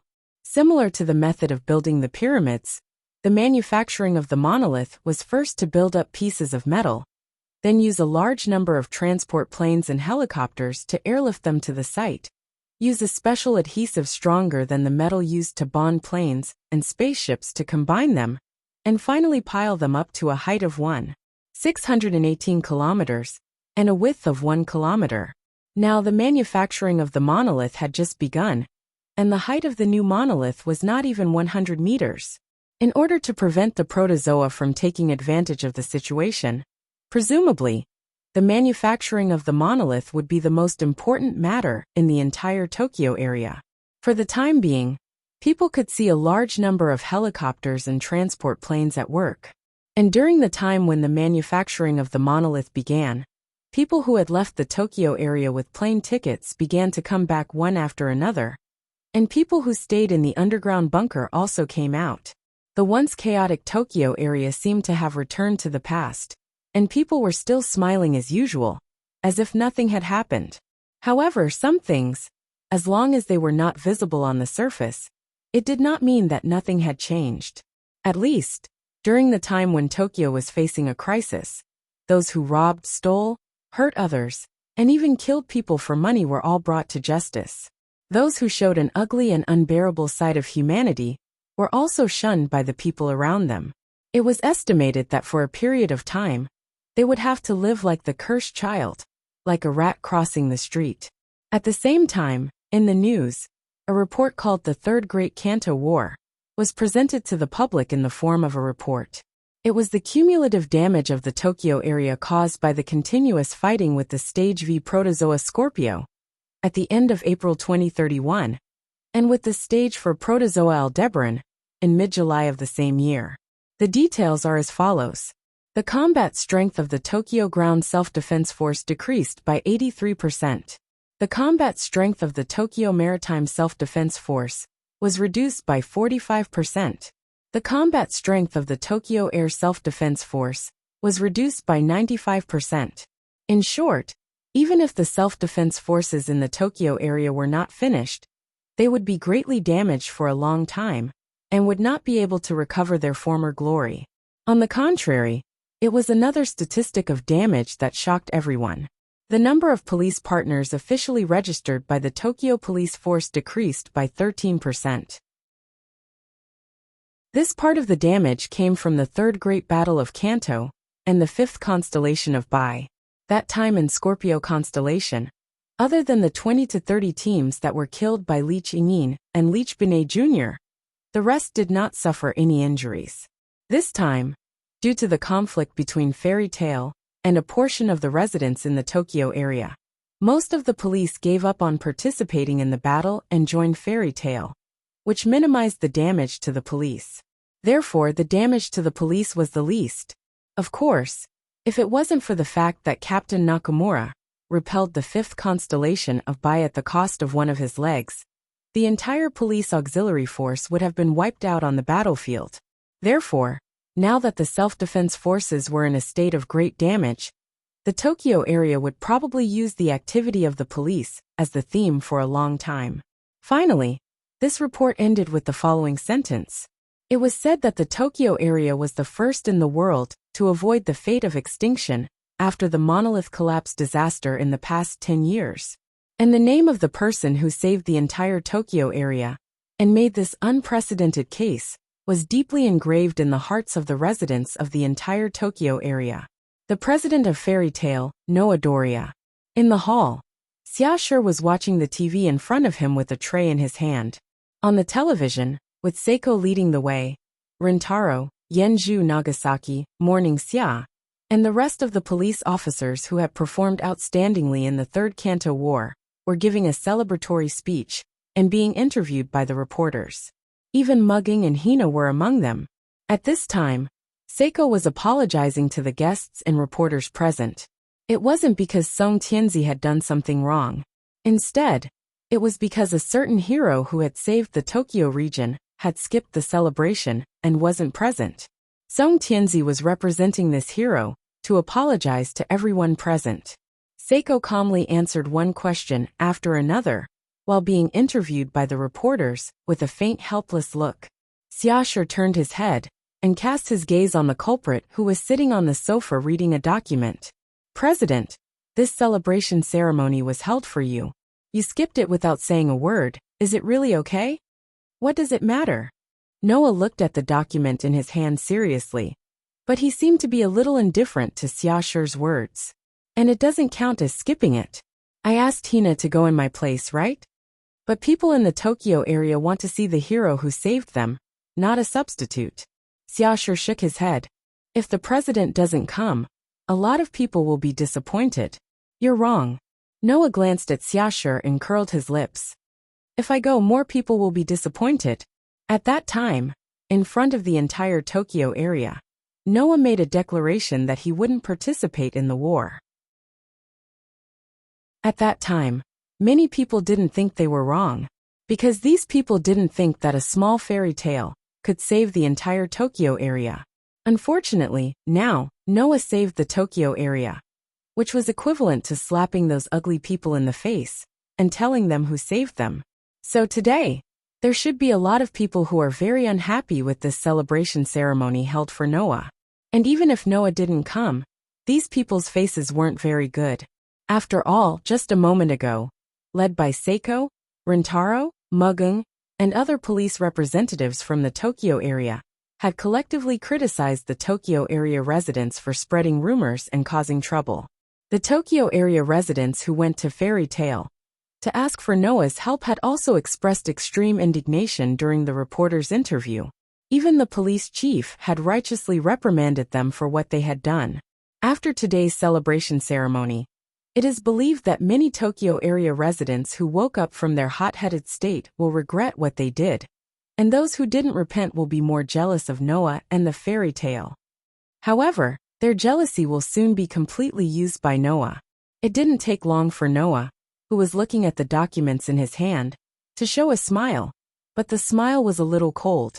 Taking out his mobile phone, Noah dialed a number. After waiting for a while in the busy tone of the phone was picked up by the owner on the other end of the phone. Without waiting for the other party to speak, Noah spoke directly. "The time is right. The plan we talked about before can now be carried out." Hearing this sentence, on the other end of the phone, a deliberately suppressed silence lasted for a while. After a while, a slightly happy and charming voice sounded and passed into Noah's ears. "I understand. I will let my people get ready. We owe you a favor, little Noah." Noah put the phone to his ear and held the document in his hand. The smile on his face was unusually cold. Chapter 171. The next day, when the residents of the Tokyo area were still feeling the lingering fear of surviving a disaster, a document was suddenly leaked from various channels. The records in the document also began to spread like wildfire, spreading throughout the Tokyo area in just a day. And when this news was confirmed to be correct, the people of the entire Tokyo area were furious, causing the Tokyo area to once again become chaotic. It was a record of the information related to the number 32 monolith, which caused the attack of the Protozoa army in the past, causing the entire Tokyo area to fall into a crisis of extinction. Nowadays, in order to prevent corruption or binding of public projects, the public bidding system was adopted for public projects. However, in this way, the process would become relatively complicated. The construction of the monolith was a project that needed to be time-sensitive. Therefore, the construction of the monolith project was generally handed over to the construction contractor, directly under the command of the Ministry of Transportation and Transport.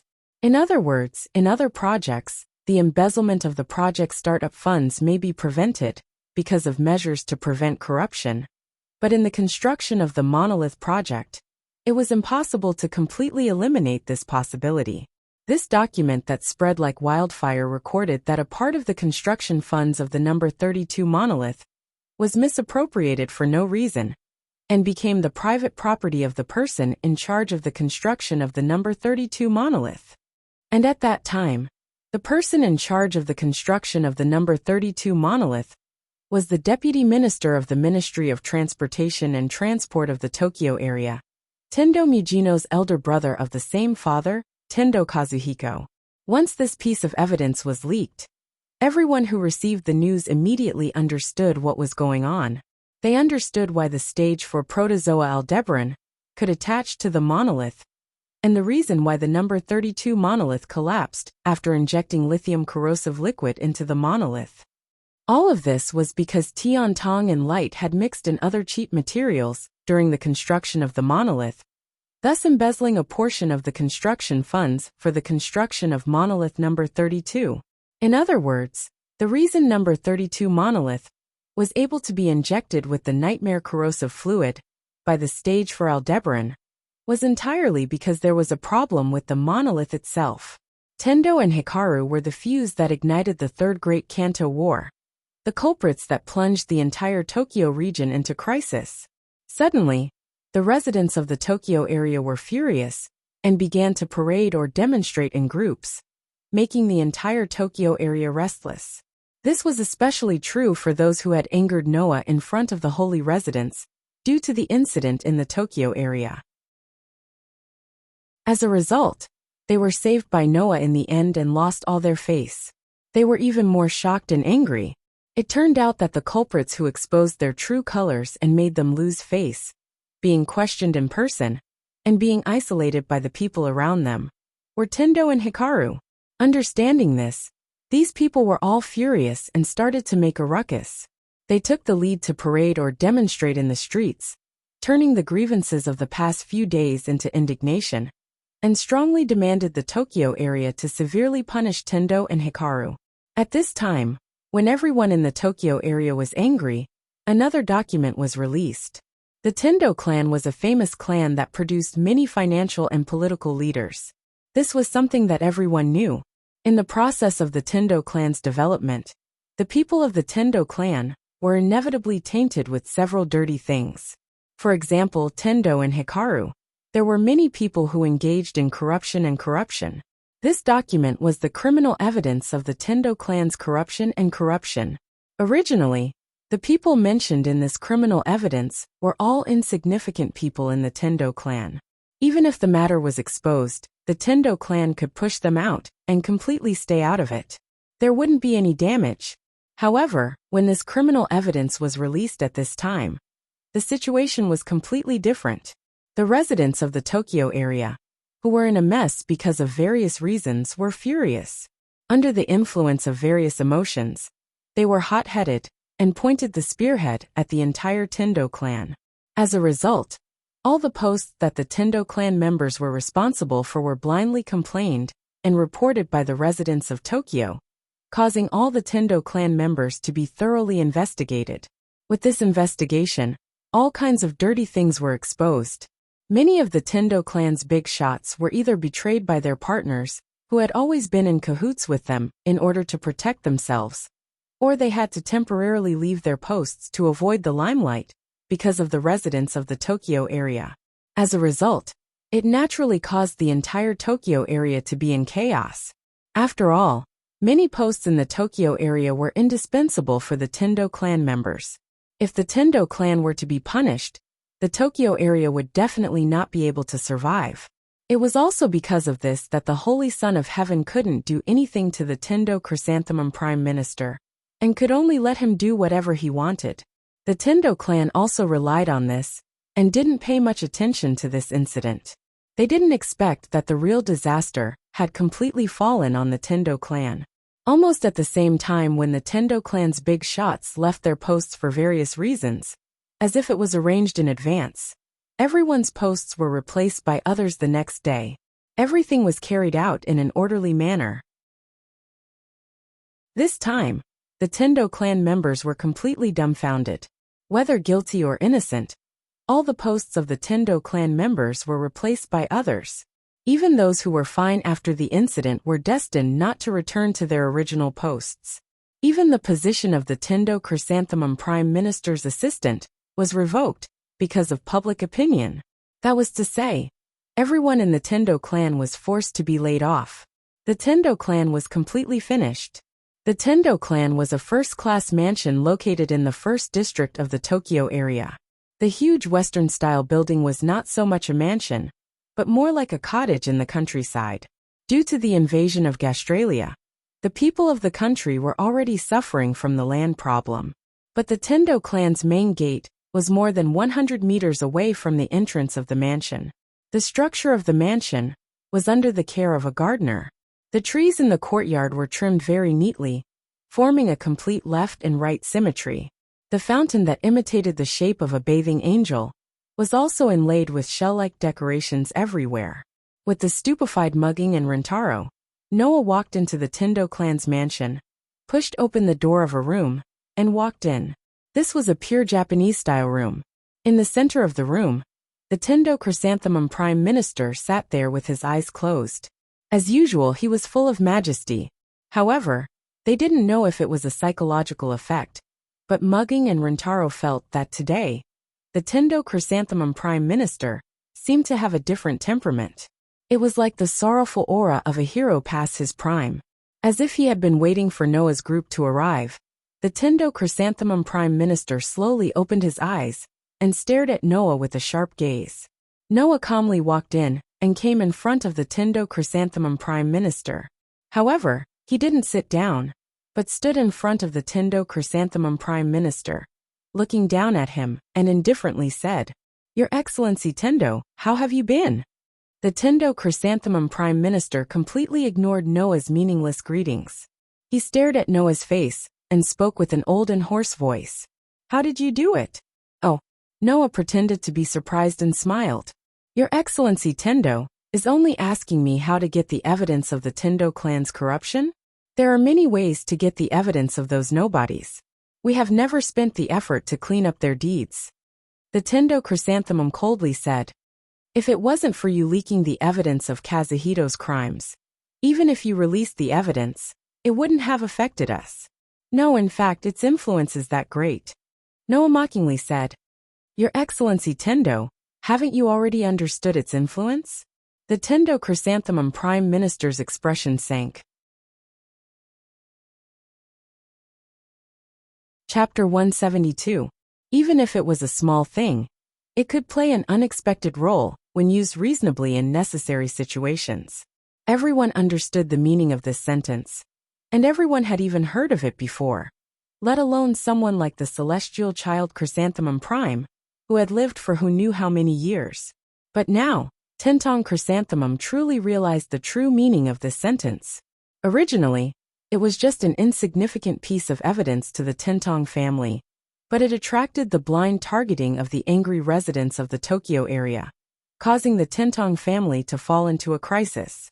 When the celestial child Chrysanthemum Prime Minister was in trouble, he already knew who was the one responsible for the two pieces of evidence that suddenly appeared in various channels and were leaked out. Who else could it be except for Noah? Tentong Chrysanthemum did not expect that Noah's means were so brilliant. First, he used the culprit who caused the despair of the entire Tokyo area, the criminal evidence of Tentong and Hikaru, to arouse the grievance and anger in the hearts of the residents of the Tokyo area. Then, he leaked the criminal evidence of the insignificant people of the Tentong family in this situation, causing the hot-headed residents of the Tokyo area to target the entire Tentong family. In the end, the entire Tentong family was forced to step down one by one in the face of the storm. This was not a big deal. After all, as long as the Tentong family pushed out the culprit, Tentong and Hikaru, who caused the anger of the residents of the Tokyo area, the residents of the Tokyo area would calm down. At that time, the people of the Tentong family could still return to their posts. However, as if it was arranged in advance, as soon as the people of the Tentong family temporarily left their posts, all their posts were replaced by others. Even Tentong Chrysanthemum, an assistant official, was dismissed because of public opinion and fell into a situation where he had nothing.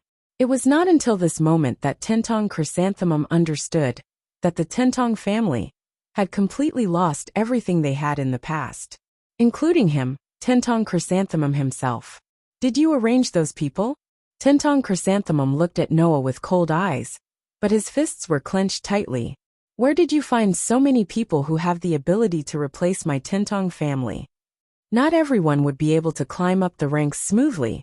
The layoff of the Tiantong family this time provided a good opportunity for someone to be promoted. But if one wanted to stand firmly in this position, how could one do it without a certain ability? Empyrean Chrysanthemum didn't understand where Noah found so many capable people. In response, Noah glanced at Chrysanthemum Tentong and extended his hand to the side. Rintaro handed a document to Noah with a complicated expression. You haven't seen the list of those who replaced your celestial Tong family, right? Noah threw the document in his hand in front of the celestial Tong Chrysanthemum minister. I believe that you should be very familiar with the names of these people. Chrysanthemum silently picked up the document and flipped through it. After a while, his eyes suddenly widened. Seema, that's right. Noah suddenly smiled. These people who have replaced you are your old rivals, the Seema clan's faction. Noah had already set his mind on the Seema clan when he decided to overthrow the celestial Tong family. The celestial Tong family and the Seema clan were two very similar existences. The celestial Tong family occupied a great position in the political world and had extraordinary influence. On the other hand, the Seema family occupied a place in the business world. They relied on weapons to become rich and powerful. One was in politics, the other was in business. Both sides actually coveted each other's achievements in this field, more or less wanted to swallow a bite. Therefore, the celestial Tong family and the Seema clan had various disputes for various reasons. This was also one of the reasons why Mu Geng and Mu Ji knew each other and were like fire and water. And it just so happened that Noah met the eldest daughter of the Seema clan at a very suitable time, Seema Mu Ji herself. After the bullet incident, Mu Ji found Noah. Noah privately negotiated with Mu Ji, hoping that Mu Ji could become a necessary force when he overthrew the celestial Tong family. It was also because of this that Muji helped Noah find evidence of the Celestial Tong family's crimes. This time, it was also because of Muji's secret operation that the Celestial Tong Wagwang and the Celestial Tong family's matters were spread to the whole Dongjing area in just one day, causing such a movement.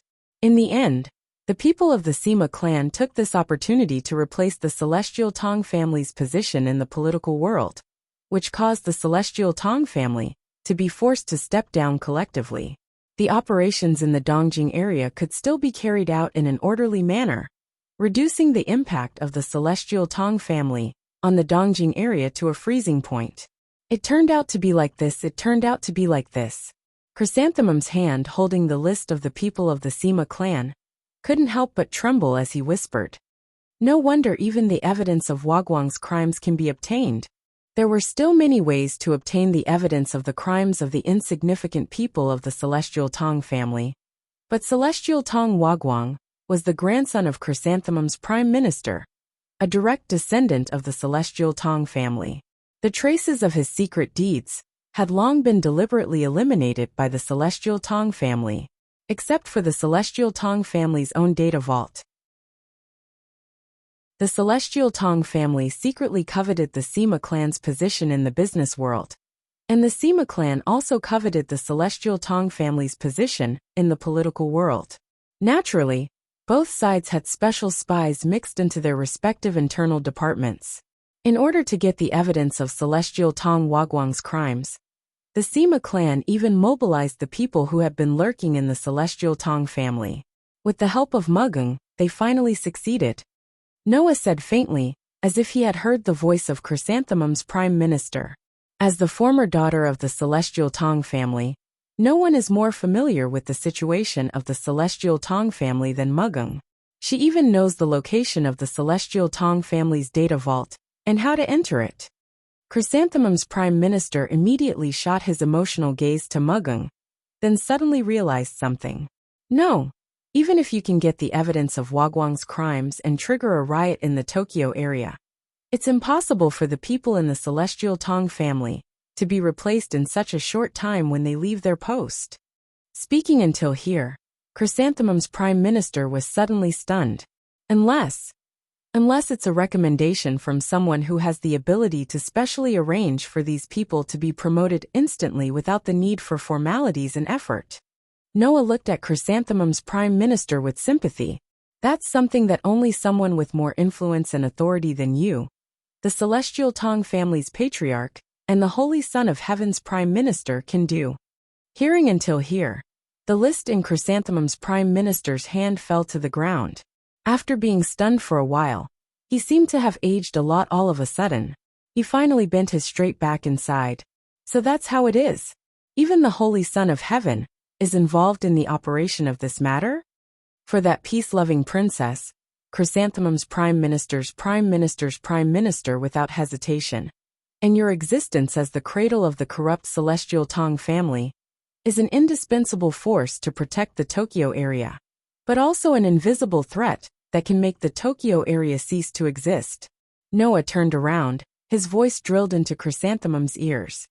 I believe that the Celestial Tong family, who has lost their status, will soon send specialized investigators to conduct a thorough investigation here.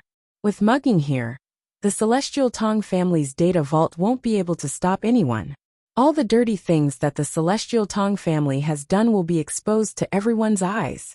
The Celestial Tong family is completely finished. Leaving this sentence, Noah lifted his feet and walked out of the door without looking back. Ryotaro looked at the aged Chrysanthemum's prime minister with a complicated expression, then finally sighed, followed behind Noah, and left the scene. Only Mugging raised his slightly gloomy face, looked at Chrysanthemum's prime minister, then slowly raised his hand holding the long sword, and put it on the long sword. Chrysanthemum's prime minister also raised his head. His cloudy eyes met Mugging's face. Are you going to kill me? Your crime is enough to be sentenced to death, Mugging said in a low voice. Noah has already negotiated with the Holy Son of Heaven. I will be the one to execute your death sentence. Is that so? Chrysanthemum's prime minister said sarcastically. I didn't expect that in the end, you, a vengeful ghost who crawled back from hell, would actually succeed in your revenge. That's why I am very grateful to the person who helped me achieve my goal." Mugging slowly pulled out his sword. His eyes flashed with deadly hatred and murderous intent. "It's over. Chrysanthemum's prime minister." After saying that, the cold light of the sword flashed in the dark room. Poochie! Red blood flew into the air, dyeing the entire ground red. Chapter 173. Xiaoshi and Hina, who had prepared refreshments in the kitchen, carried 2 trays of tea to the main hall. "Rintaro-san." Xiaoshi walked up to Rintaro and raised the tray in his hand. "Please have some tea." "Thank you." A slightly insincere smile appeared on Rintaro's face. He reached out and took the tea from Xiaoshi's tray. Hina walked up to Mugung and glanced at her worriedly. Then, she raised the tray of tea in front of Mugung. "Miss Mugung, please have some tea too." Mugung nodded gently. She held the tea in her hand, but didn't seem to want to drink at all. Her head was lowered, and an extremely weak expression appeared on her delicate face.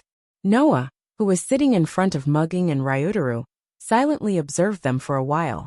Then, he raised his teacup and looked at the swirling tea in it. He suddenly said, "Let's start. Are you still thinking about the Tintong family?" As soon as he said this, Mugung and Rintaro's expressions changed. One was at a loss, while the other was at a loss. Noah, who was quite familiar with Mugung and Rintaro, easily guessed the reason for their reaction. Rintaro was probably feeling uncomfortable because the Tintong family that adopted him was destroyed just like that. His adoptive father was also sentenced to death, right in front of him. After all, when Muging's parents were killed by the Tintong family, Rintaro also left the Tintong family with Mugung. However, he didn't hate the Tintong family like Mugung did. It was impossible to say that Rintaro didn't have the slightest attachment to the Tintong family. That was why Rintaro's emotions were so tangled. He probably wouldn't be able to get over it for a while. As for Mugung, it was simple. After killing the celestial Tong's chrysanthemum, Mugung left without a word. No one knew where he went. When Mugung reappeared and came to Noah's house, Mugung was already in a daze. Noah, Xiaoshi, Hina, and Rintaro, who had returned with Noah, all discovered that not only was Mugung reeking of blood, but there was also blood seeping out of his scabbard. Shortly after that, TV news reports reported the death of Tintong families Tintong Hyuga, Tintong Jinji, Tintong Shimin, as well as the culprits who caused the entire Tokyo area to fall into a major crisis, Tintong and Hikari. Thinking about it, it was clear that these people were killed by Mugung himself, right? And these people, if nothing unexpected happened, were the masterminds behind the deaths of Muging's parents. It seemed that Mugung had somehow found out about the murderers of his parents. After killing the celestial Tong's chrysanthemum, he rushed to various places without stopping to kill his enemies. Now, all of his enemies had been killed by his own hands, and the Tiantong family was finished. Mugung, who had buried all of the Tiantong family as the meaning of his life, knew what would be left after taking his revenge. Emptiness. Other than that, there was nothing else.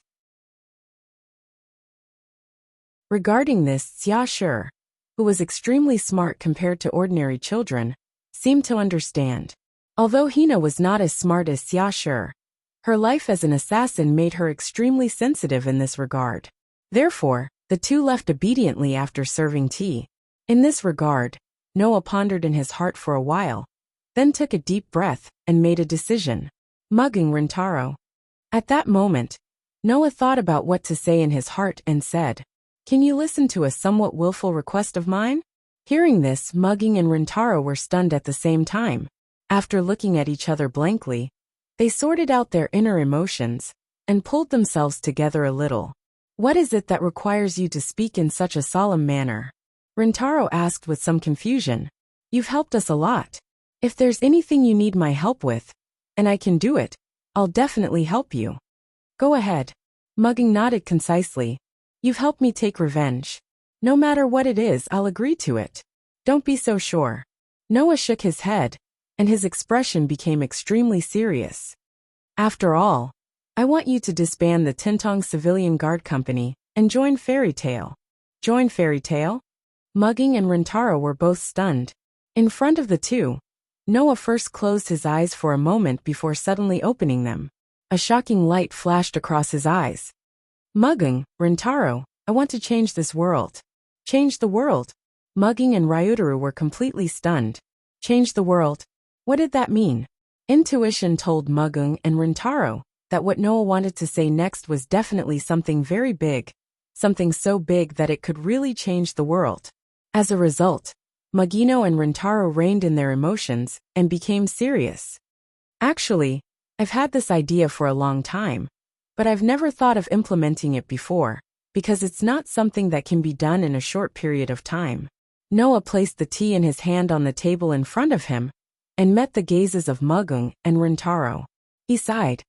I believe you all know that I've always wanted to change the current situation of the cursed child, so that these children can truly live a happy life like ordinary children.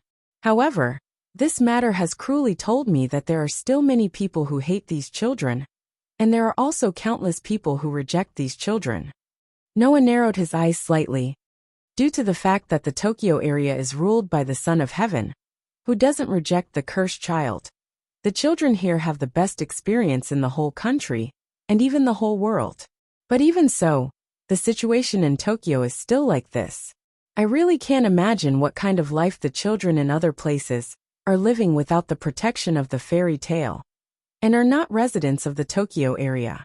Mugging and Rintaro were silent. They only nodded and agreed with Noah's idea.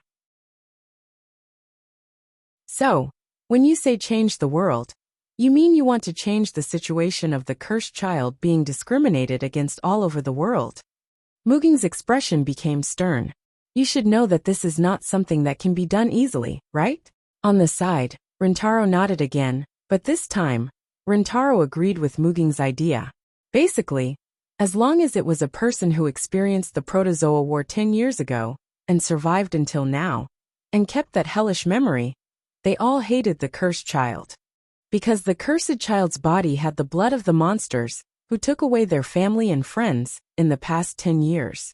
It wasn't impossible for these people to accept the existence of the cursed child, but it was unrealistic for the whole world to abandon hatred and discrimination and accept these children.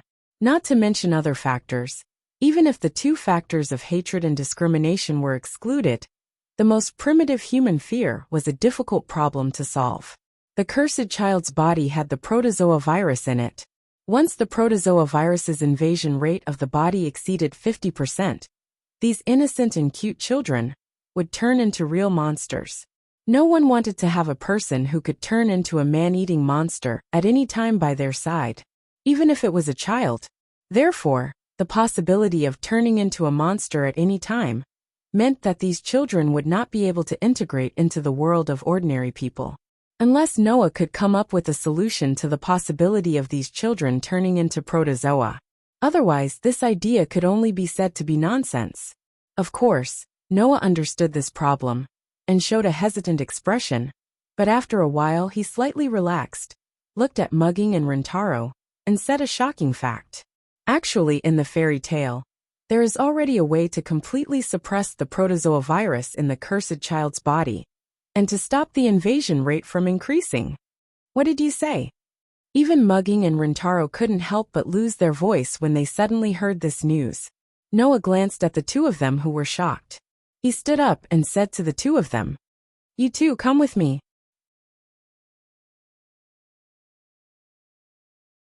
Chapter 174. Tap, tap, tap, tap. In the cold corridor, the sound of footsteps lingered in the air. It was only after a long time that it stopped, and was replaced by new footsteps. Under Noah's lead, Mugino and Rintaro's expressions were tense. They followed Noah forward while quietly observing their surroundings. This was the underground area, under the main building of Fairy Tale. Here, the surrounding walls are all made of metal that doesn't seem to be cheap. Some wires and instruments are faintly installed inside the walls. At first glance, it looks like the interior of a spaceship. It's full of sci-fi vibes. Mugging and Rintaro really didn't expect that there would be such a place under Fairy Tale. Since entering this place, they haven't seen a fourth person. Judging from this situation, they believed that even the people in fairy tale didn't know about the existence of such a place. In fact, this was indeed the case. In the entire fairy tale, except for Noah, only a few people knew about the existence of this place. Noah led Mugging and Rintaro through a long corridor. After an unknown amount of time, they arrived at the end of the corridor. Mugging and Rintaro immediately raised their heads and looked at the end of the corridor. Then the two saw a very sci-fi moving door. Next to the moving door, there was a sophisticated scanner sitting there. Noah came in front of the scanner and put his hand on the scanner under the watchful eyes of Mugging and Rintaro. Thump! The scanner immediately made a sound as if a light was turned on. A ray of light swept across Noah's hand. Then, between the two dim lights at the top, one red and one green, the green light lit up. Only then did Mugging and Rintaro realize that it was actually a scanner to confirm palm prints and fingerprints. The scanner confirmed the palm prints and fingerprints of the visitor. After confirming that there were no errors, the scanning interface automatically opened with a click sound. A small platform with a numeric keypad rose and replaced the original position of the scanning interface. Noah was very familiar with the numeric keypad. He quickly pressed at least 5 keys per second. After continuously pressing more than 30 numbers, the green light that had just dimmed lit up again. Gotcha! With the mechanical sound of the door opening, the moving door finally slid to the side, revealing everything inside to Mugging and Rintaro. Originally, Mugging and Rintaro thought that the inside of the door would be a very impressive place. Unfortunately, when the door slid open, what appeared in front of Mugging and Rintaro was just a space about the size of an ordinary room. The floor, walls, and ceiling were all made of metal. It looked very cold. Rather than a room, it was more like a prison. In the room, other than the wires all over the floor, there was only a device that looked like a culture tank.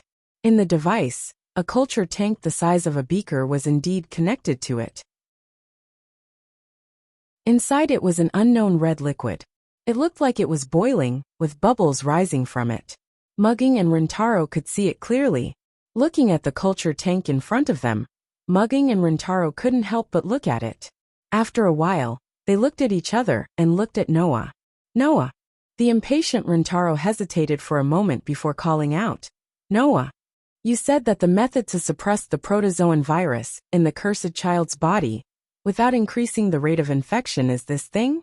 Noah shrugged and brought Mugging and Rintaro into the room. When he arrived in front of the culture tank, he looked at the liquid inside and said softly, "The liquid inside is the blood that once flowed in my body." Blood! Mugging and Rintaro widened their eyes at the same time. Noah ignored their shocked expressions and nodded. Then he looked at Rintaro. Rintaro, you are a product of the new human creation plan. Your right hand is a prosthetic arm made from super mecha. Not only does it have powerful attack power, but it can also increase the power of the hidden ammo. That's an incredible power. Is that so? Rintaro smiled bitterly. But didn't you easily block my attack and defeat me? That's right. Noah shrugged. Then, have you never doubted why an ordinary human like me can fight head-on with you, who has the power of a mechanical soldier? It's not that I never doubted it, but I've always doubted it, Rintaro said in a deep voice. Your strength is too abnormal. It would be one thing if you had extraordinary martial arts skills like Mugen-san. But you once fought me head-on in terms of strength.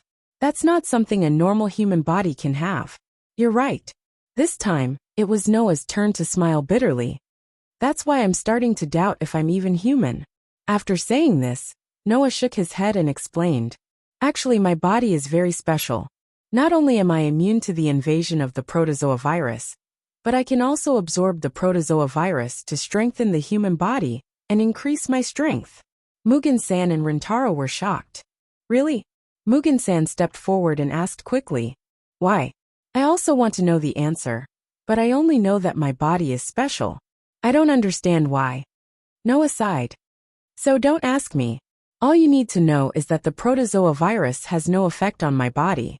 Instead, it will strengthen my strength. After saying this, Noah seemed to be unwilling to talk about this and corrected the topic. After realizing that the protozoa virus has no effect on my body, and knowing that the protozoa virus in the cursed child's body is corrosive, I began to use my body as a sample and let some of the senior researchers in Fairy Tale draw blood from my body for research. After research, we found that my blood is basically no different from the blood of a normal person. However, if we encounter the protozoa virus will be broken down by my blood. Noah revealed this secret that he had never revealed to outsiders before. After realizing that my blood can break down the protozoa virus, the researchers in Fairy Tale and I began to imagine that if my blood was injected into the cursed child's body, would it be able to break down the protozoa virus in the cursed child's body and turn the children back into normal people? Hearing this, Mugen-san and Rintaro's heartbeat began to accelerate. If Noah's idea was feasible, then the cursed child might really be able to turn back into a normal person and live a normal life. Unfortunately, soon Mugen-san and Rintaro saw Noah's regretful expression. Unfortunately, after leaving my body, the activity of my blood seems to have decreased a lot. It may not be a problem to break down a small amount of the protozoa virus, but it won't work if you want to break down the protozoa virus in the cursed child's body. Noah looked at Mugen-san and Rintaro. However, although I can't break down the protozoan virus in the cursed child's body, if the cursed child is injected with my blood, the invasion rate of the protozoan virus in the cursed child's body will be greatly reduced. Together with the preparation, the protozoan virus in the cursed child's body will no longer cause any invasion to the children's bodies. As soon as he finished speaking, Noah turned around and faced the culture tank. And what you see now is the serum developed using my blood as a sample. Mugen-san and Rintaro were immersed in the information that Noah revealed. They did not hide the shock in their hearts and showed it on their faces. Completely breaking down the protozoa virus. This was the result that people all over the world had been researching for 10 years, but they had never been able to find anything. Now this result was displayed in front of them. How could Mugen-san and Rintaro not be shocked? Chapter 175. The protozoan virus in the cursed child's body was the same as the protozoan virus in the cursed child's body. Therefore, both Mugging and Rintaro knew that the serum sample in front of them could not only prevent the infection rate of the cursed child from increasing, but also prevent the protozoan virus from mutating. It was a serum that could completely suppress the protozoan virus. If used well, the serum sample before them could even be made into a biochemical weapon specifically used against protozoans. Like the Qi and the Qi, it could reduce the activity of the protozoan virus and become the key to humanity's victory over the protozoan virus.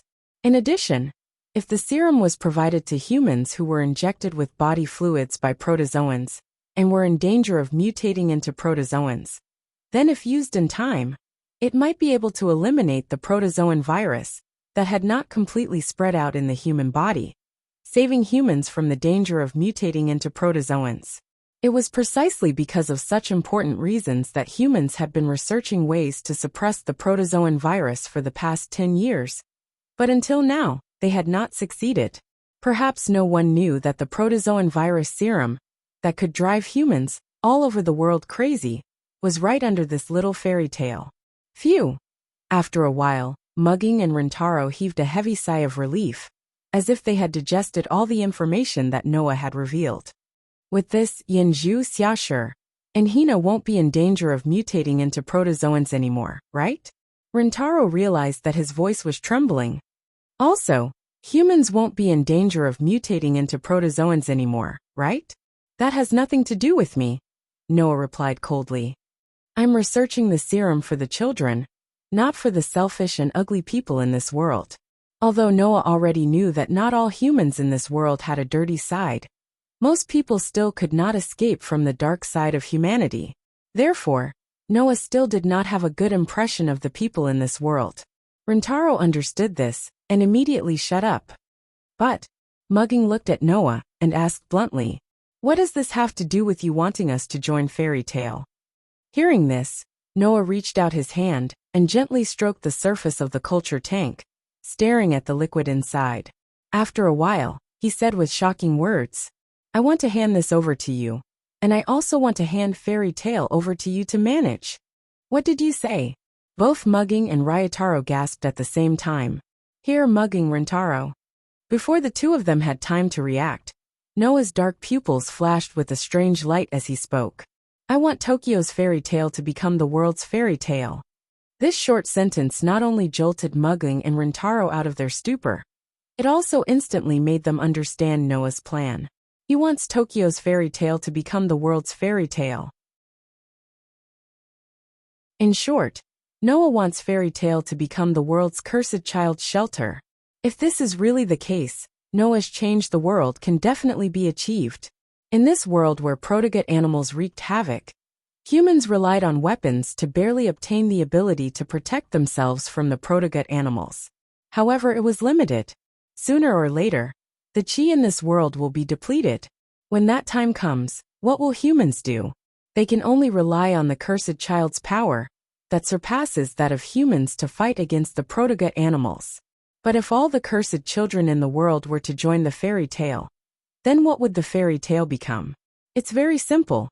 When that time comes, Fairy Tale will become the only organization in the world with an initiator.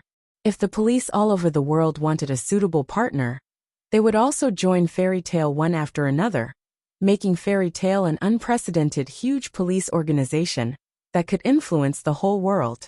If the humans who had lost all of their cursed children still wanted to deal with the primitive animals, they could only bow down to the fairy tale. The status of the cursed children in Fairy Tale will soar to the sky. Not only will they be able to get rid of the status of a street rat, but they can even ride on the heads of the humans in this world. Because humans can only rely on them. Such a whimsical plan to control the needs of the humans in the world by owning all the cursed children. If it was proposed by another person, it would definitely have a tragic end. However, Fairy Tale is different. As long as there was a serum that could completely suppress the protozoan virus in a cursed child's body, which cursed child wouldn't want to join the fairy tale? The serum sample here is the mother. You can use the value-added device to obtain the serum for the cursed children. As long as the mother of the serum sample is not lost, even if someone else obtains the value-added serum, there is no way to replicate it. Noah suddenly smiled. After all, there is only one serum that can be developed using my blood, and there is only one mother that can be used to increase the value of the serum. Magino and Rintaro were completely speechless.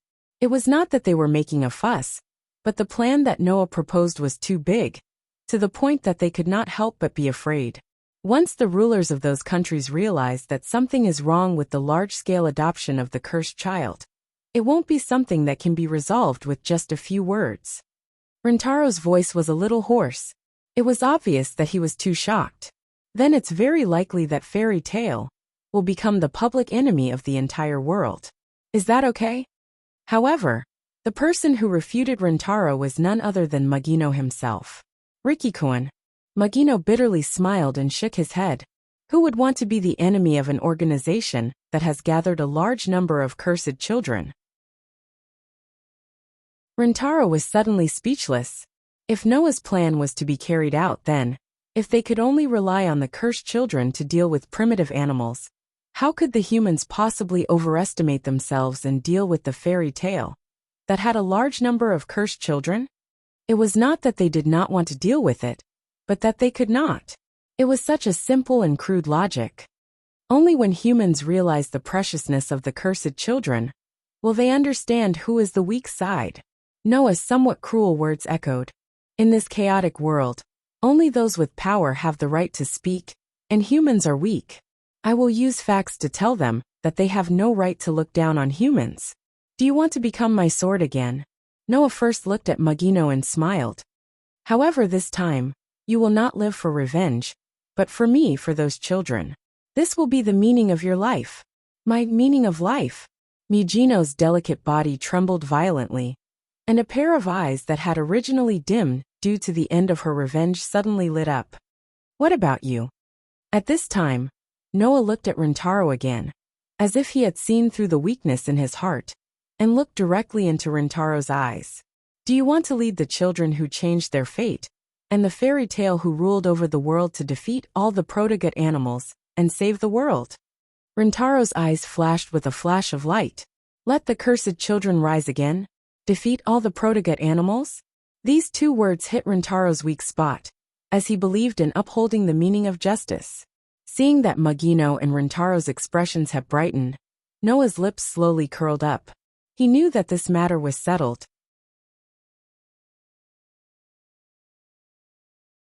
Chapter 176.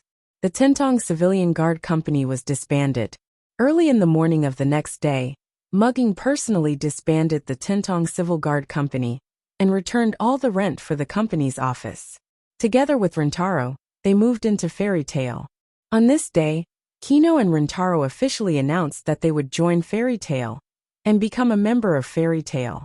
Next, Kino will be the acting president of Fairy Tale, together with Xiaoshi, who is the president's advisor, and Hina, who is the president's assistant. Kino will take care of the entire Fairy Tale. In a way, she will become the leader of Fairy Tale. As for Rintaro, he will take Yenju and select a group of like-minded people from Fairy Tale to form a travel group and travel around the world. Of course, this is just a cover-up on the surface. Rintaro's real job was to travel all over the world to investigate the situation of the cursed children and secretly recruit all of them into the Fairy Tale and bring them back to the Fairy Tale. Currently, Rintaro was the only one in this special travel group. However, as Fairy Tale grows stronger, there will be more and more travel groups like this. Sooner or later, all of the cursed children in the world will be brought back to Fairy Tale, completely changing the fate of these children and completely changing the situation of the world. In order to make Fairy Tale grow to the point where it can accommodate all of the cursed children and a large number of people in the world, Noah and Kino also secretly carried out an operation. Although it's called an operation, in fact, it's just Noah personally going to an unexplored area, choosing a suitable terrain, and killing all of the protozoa there to empty the land.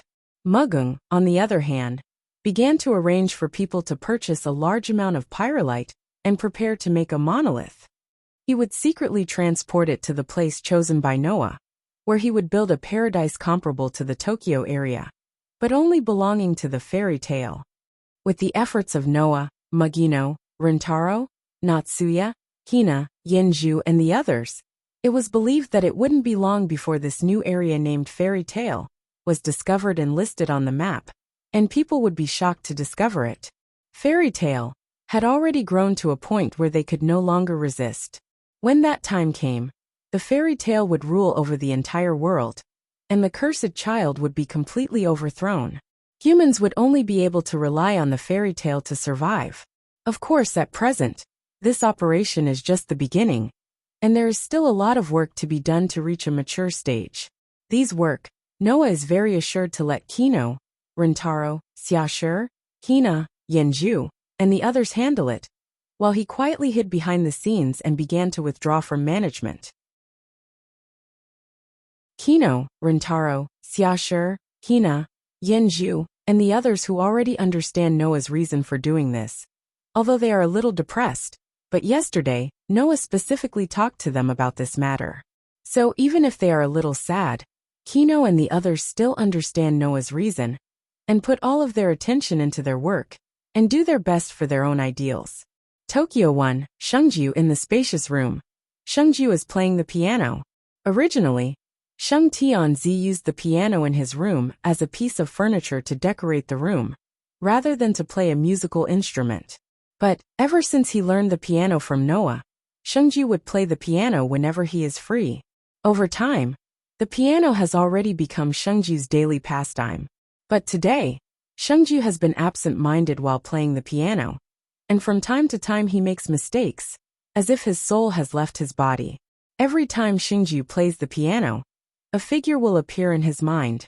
When that person is strong and domineering, when that person is gentle and considerate, he recalled the time when that person was furious, when that person shoots with a gun, and so on. And this phenomenon, since the first time that person who has been appearing in Shungju's mind met Shungju, he has been rude to Shungju.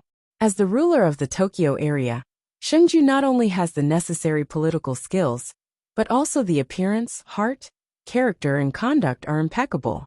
Who would have the guts and heart to speak sarcastically to such a perfect young lady, who had the looks, temperament, status and wealth? Who would have the guts and heart to speak sarcastically to her? And not only did that person do it, but he also completely disregarded Shengju's face, leaving and coming as he pleased, and has always been very strong. Since the first time that person treated Shengju like this, Shengju has begun to care about him. Not for other reasons, but because no one has ever treated Shengju like this. Later, that person also showed all kinds of performance in front of Shengju. Strong side, domineering side, gentle side, considerate side. Even for his family and companions, he was angry and became the enemy of the entire Tokyo area. The Elysian Emperor saw all of this. Unconsciously, this little care began to grow, and Shengju couldn't help but start to pay attention to him. When that person stood up for him, argued with Qi Wu Zhongshuan, and forced Qi Wu Zhongshuan to retreat, Shengju would feel a trace of joy. When that person did not hesitate to ignore his persuasion and refused his invitation, Shengju would feel lost and sad. When that person, for his family and companions, made a declaration of hostility in front of the entire Tokyo area, Shengju would feel particularly anxious. When that person skipped the celebration and left him to deal with the aftermath, Shengju would feel helpless and angry. Especially when that person, in order to teach him piano, got close to him and blew hot air in his ear, Shengju's heartbeat would speed up a lot, and his heart would be very nervous. In this way, Shengju became more and more concerned about that person. And when that person, in front of all the police and the public, faced the entire army of primitive intestine animals alone, and used an unknown method to instantly kill all the primitive intestine animals, Shengju's figure bathed in sacred light deeply penetrated into Shengju's heart. What was that method? Shengju didn't know, and neither did others. When Shengju asked the other party said that it was just a weapon that was accidentally obtained like bullets, which was a half-believed, half-perfunctory answer, leaving behind a mysterious side. It was this mystery that had caused the Elysian prince to be so uneasy. Until now, Shengju realized that he really didn't know that man at all. This also made Shengju have strong emotions, and he couldn't help but want to get in touch with him. Unfortunately, after the defeat of the Tintong family, the other party never contacted the Holy Son of Heaven again.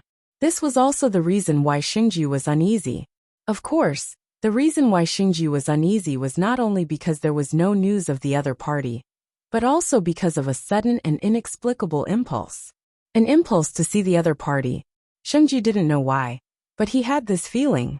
If he couldn't see the other party now, perhaps it would be difficult to see him again in the future.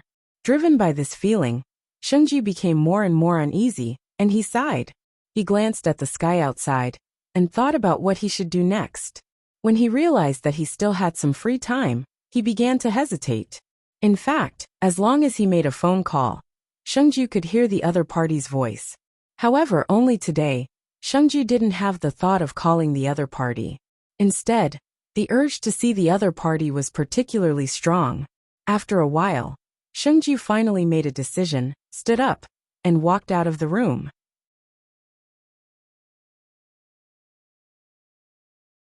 Chapter 177.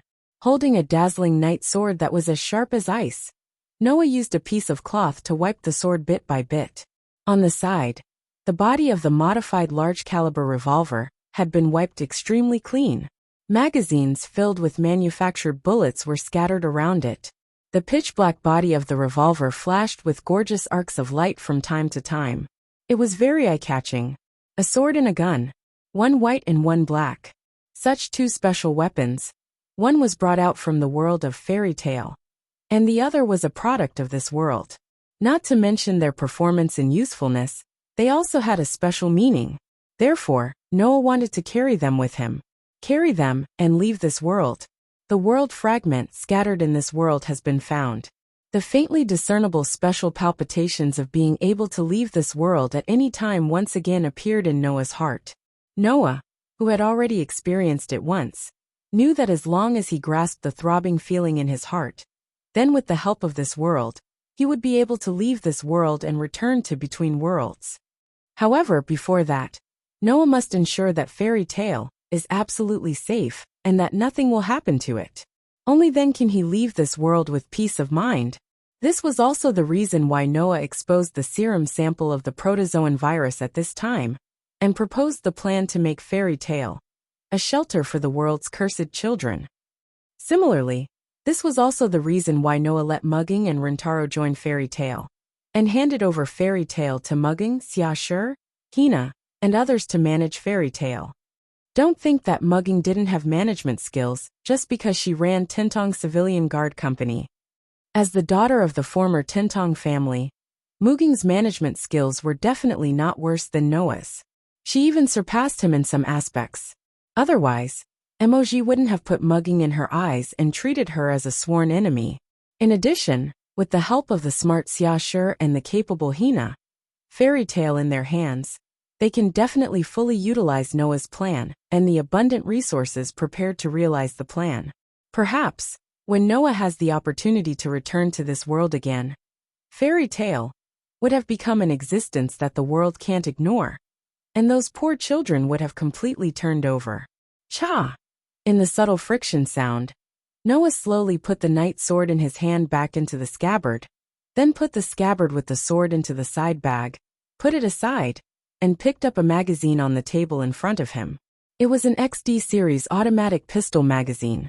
Taking a closer look, the bullets loaded in the XD series automatic pistols magazine were all made of crystal.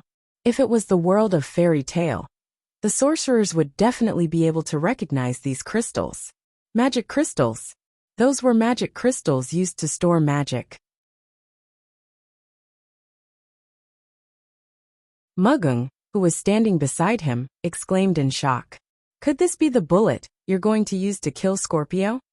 That's why you'd better use it well, Noah said teasingly. Then he walked to Mugung, took one of her hands, and rolled up the sleeve on her hand.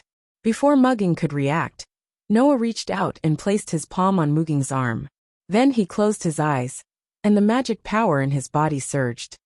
A burst of dazzling light suddenly surged from Noah's palm that was pressed on Muging's arm, shocking everyone present, and causing them to close their eyes subconsciously. After a while, the strong light faded, and everyone opened their eyes. Then they were all stunned. This was because a golden pattern had appeared on Muging's arm. What's this? Mugging couldn't react in time. However, Noah casually said, It's not a big deal. It's not a big deal. But you should be able to feel that there is a switch in your heart. If you press that switch, it will work. Although it can only be used 3 times. If there is a third Kanto war, the person who will save Tokyo will not be me but you. Hearing this, everyone immediately looked at the golden pattern on Muging's arm in shock. Could it be that this was the weapon that Noah had accidentally obtained, like the bullet that had wiped out an army of more than 2,000 protozoa? Alright. Noah took a step back and smiled in a relaxed manner. With these 2 items, I believe that no matter what happens, you will be able to protect the Fairy Tale and prevent it from getting hurt. After saying this, Noah casually walked past everyone and walked outside. Noah, President, Brother, Mugung, Rintaro, Yinju, Xiashur, and Hina couldn't help but call out. The next moment, a similarly carefree voice entered everyone's ears. There will be a time when we meet again. The group suddenly stopped and looked at Noah's figure as he walked away. After a long time.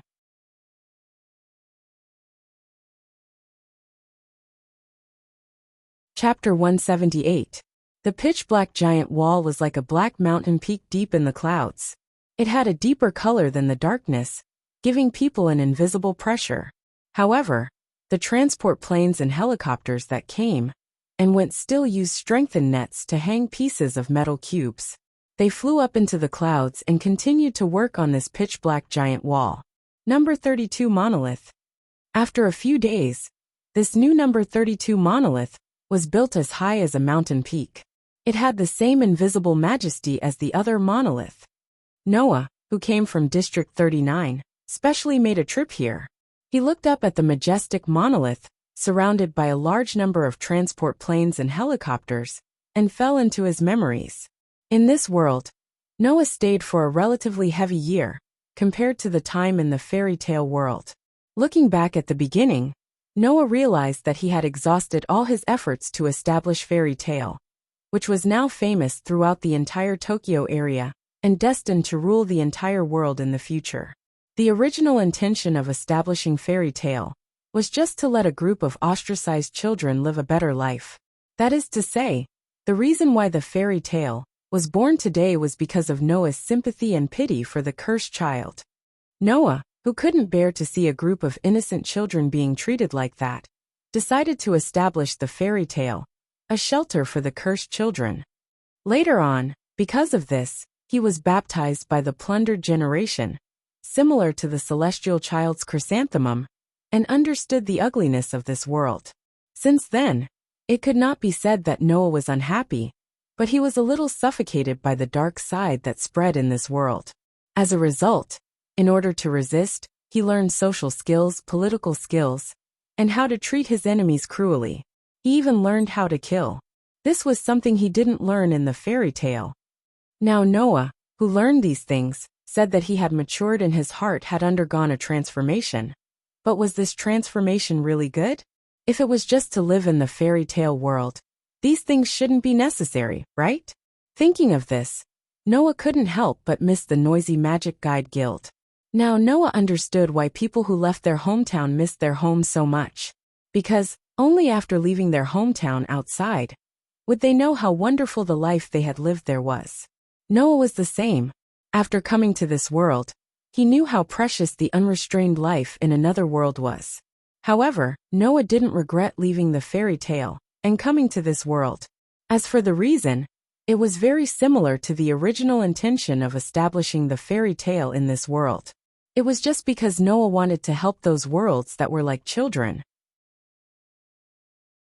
Until now, Noah realized that the original intention of establishing the fairy tale, after leaving the other world, and establishing the fairy tale in this world were both so simple that Noah didn't know whether to laugh or cry. Screech! Suddenly, the sound of emergency brakes drilled into Noah's ears, waking up Noah, who was immersed in his memories. At that moment, Noah turned his head and looked at the source of the sound with a puzzled expression. Immediately afterward, he saw a black luxury car stopping there abruptly. The car door was also opened forcefully. A young girl got out of the car and ran over, as if she wanted to crash into him. Noah's face showed a startled expression as expected. She was wearing a white wedding dress, and her silver shoulder-length hair seemed to be shining. Her peerlessly beautiful face was filled with an anxious expression that was rarely seen before. She quickly ran in Noah's direction. Other than the Holy Son of Heaven, who else could it be? Just when Noah had just seen the full appearance of the person, the white high heels on the Holy Son of Heaven's feet, that were not suitable for running at all, turned under the other party's running. She lost her balance, exclaimed, and fell forward. Noah finally reacted. He quickly jumped forward and hugged the falling Holy Son of Heaven, so that the dignified head of state would not fall down disgracefully. "What are you doing?" Noah just wanted to scold her. But the next moment, when he saw the expression on the face of the Holy Son of Heaven who raised her head, all the words he wanted to say were forgotten completely, and he was speechless. He saw that the Holy Son of Heaven seemed to be enduring something.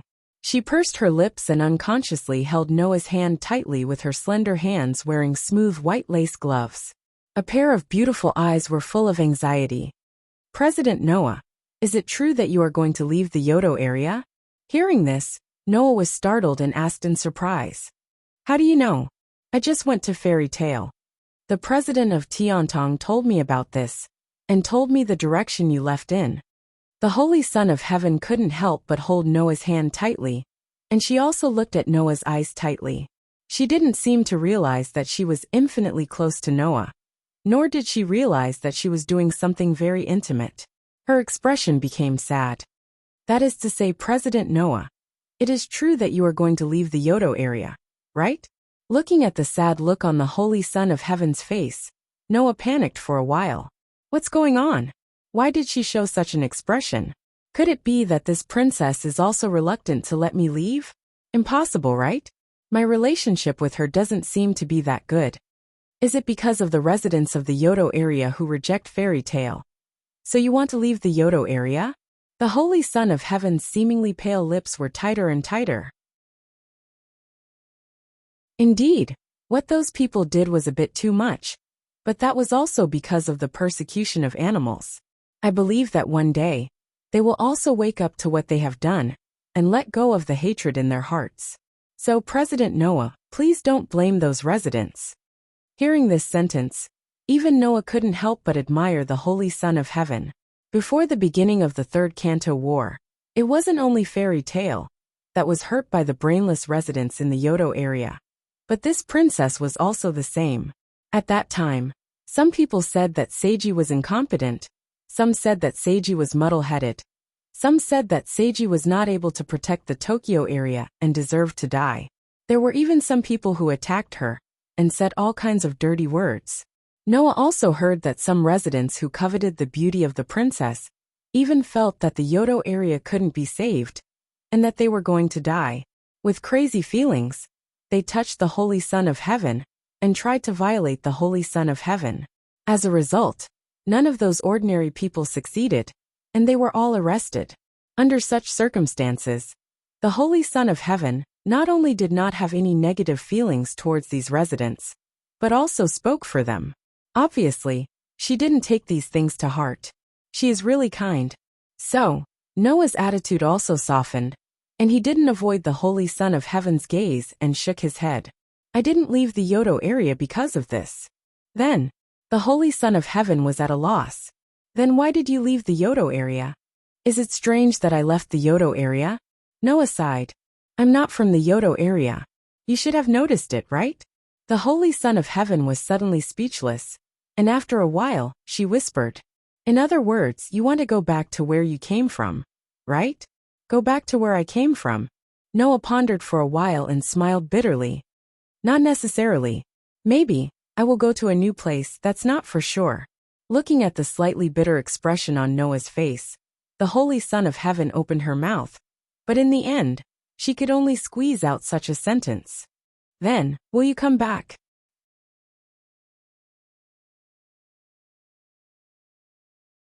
Chapter 179. Then, will you come back? The question from Shengzi made Noah fall into a state of silence. Will I come back? If Noah's answer was accurate, then he wouldn't have to find the world fragment and return to the world fragment. He didn't have to first eliminate the Tintong family that was a threat to fairy tale, and then abruptly invite Makoto and Rintaro to join fairy tale, and propose a plan to change the degree of the world. It was precisely because Noah himself didn't know if he would come back in the future that he needed to do all the things he needed to do in this world and arrange them properly before he could leave with peace of mind. Of course, even if Noah didn't like the dark side of this world, in this world, Noah also had ties. If possible, he certainly didn't want to abandon these ties. Whether it was fairy tale or this world, both worlds had Noah's ties. Could Noah choose a world and never leave? That was already an impossible matter. Therefore, Noah could only choose to believe that he would come back in the future. However, seeing Noah fall into silence, Shengzi, who didn't get a definite answer, thought that Noah would never come back. His heart seemed to be empty in an instant, leaving nothing behind.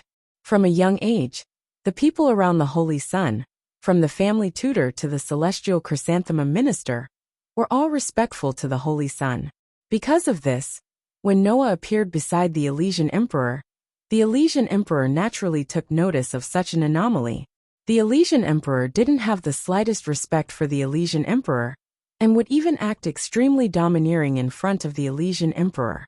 After that, Noah also brought Shengzi a lot of experiences, letting Shengzi experience a variety of experiences and emotions that he couldn't experience from others in the past. And this time, Shengzi finally experienced the most essential experience of a young girl because of Noah. Pain. Heartache. When Shengzi thought that she would never see this strange person in her life again. In addition to the pain in her heart, there was also the rejection and denial of this reality that even she couldn't believe. Therefore, the Elysian sun slowly let go of Noah's hand, and his clear and beautiful eyes became cloudy. He had never experienced this before, and he didn't know why he was feeling this way.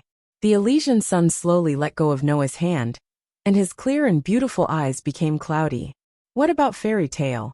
Shengzi found that she was using a very tactful and useless method to persuade him to stay. Aren't you worried that Fairy Tale will have problems without you? If I wasn't worried, I wouldn't have stayed until now. Noah closed his eyes, turned around and turned his back to Shengzi. Magino, Rintaro, Yinju Natsuya, and Hina are all very capable people. Fairy Tale will definitely be fine in their hands. Is that so?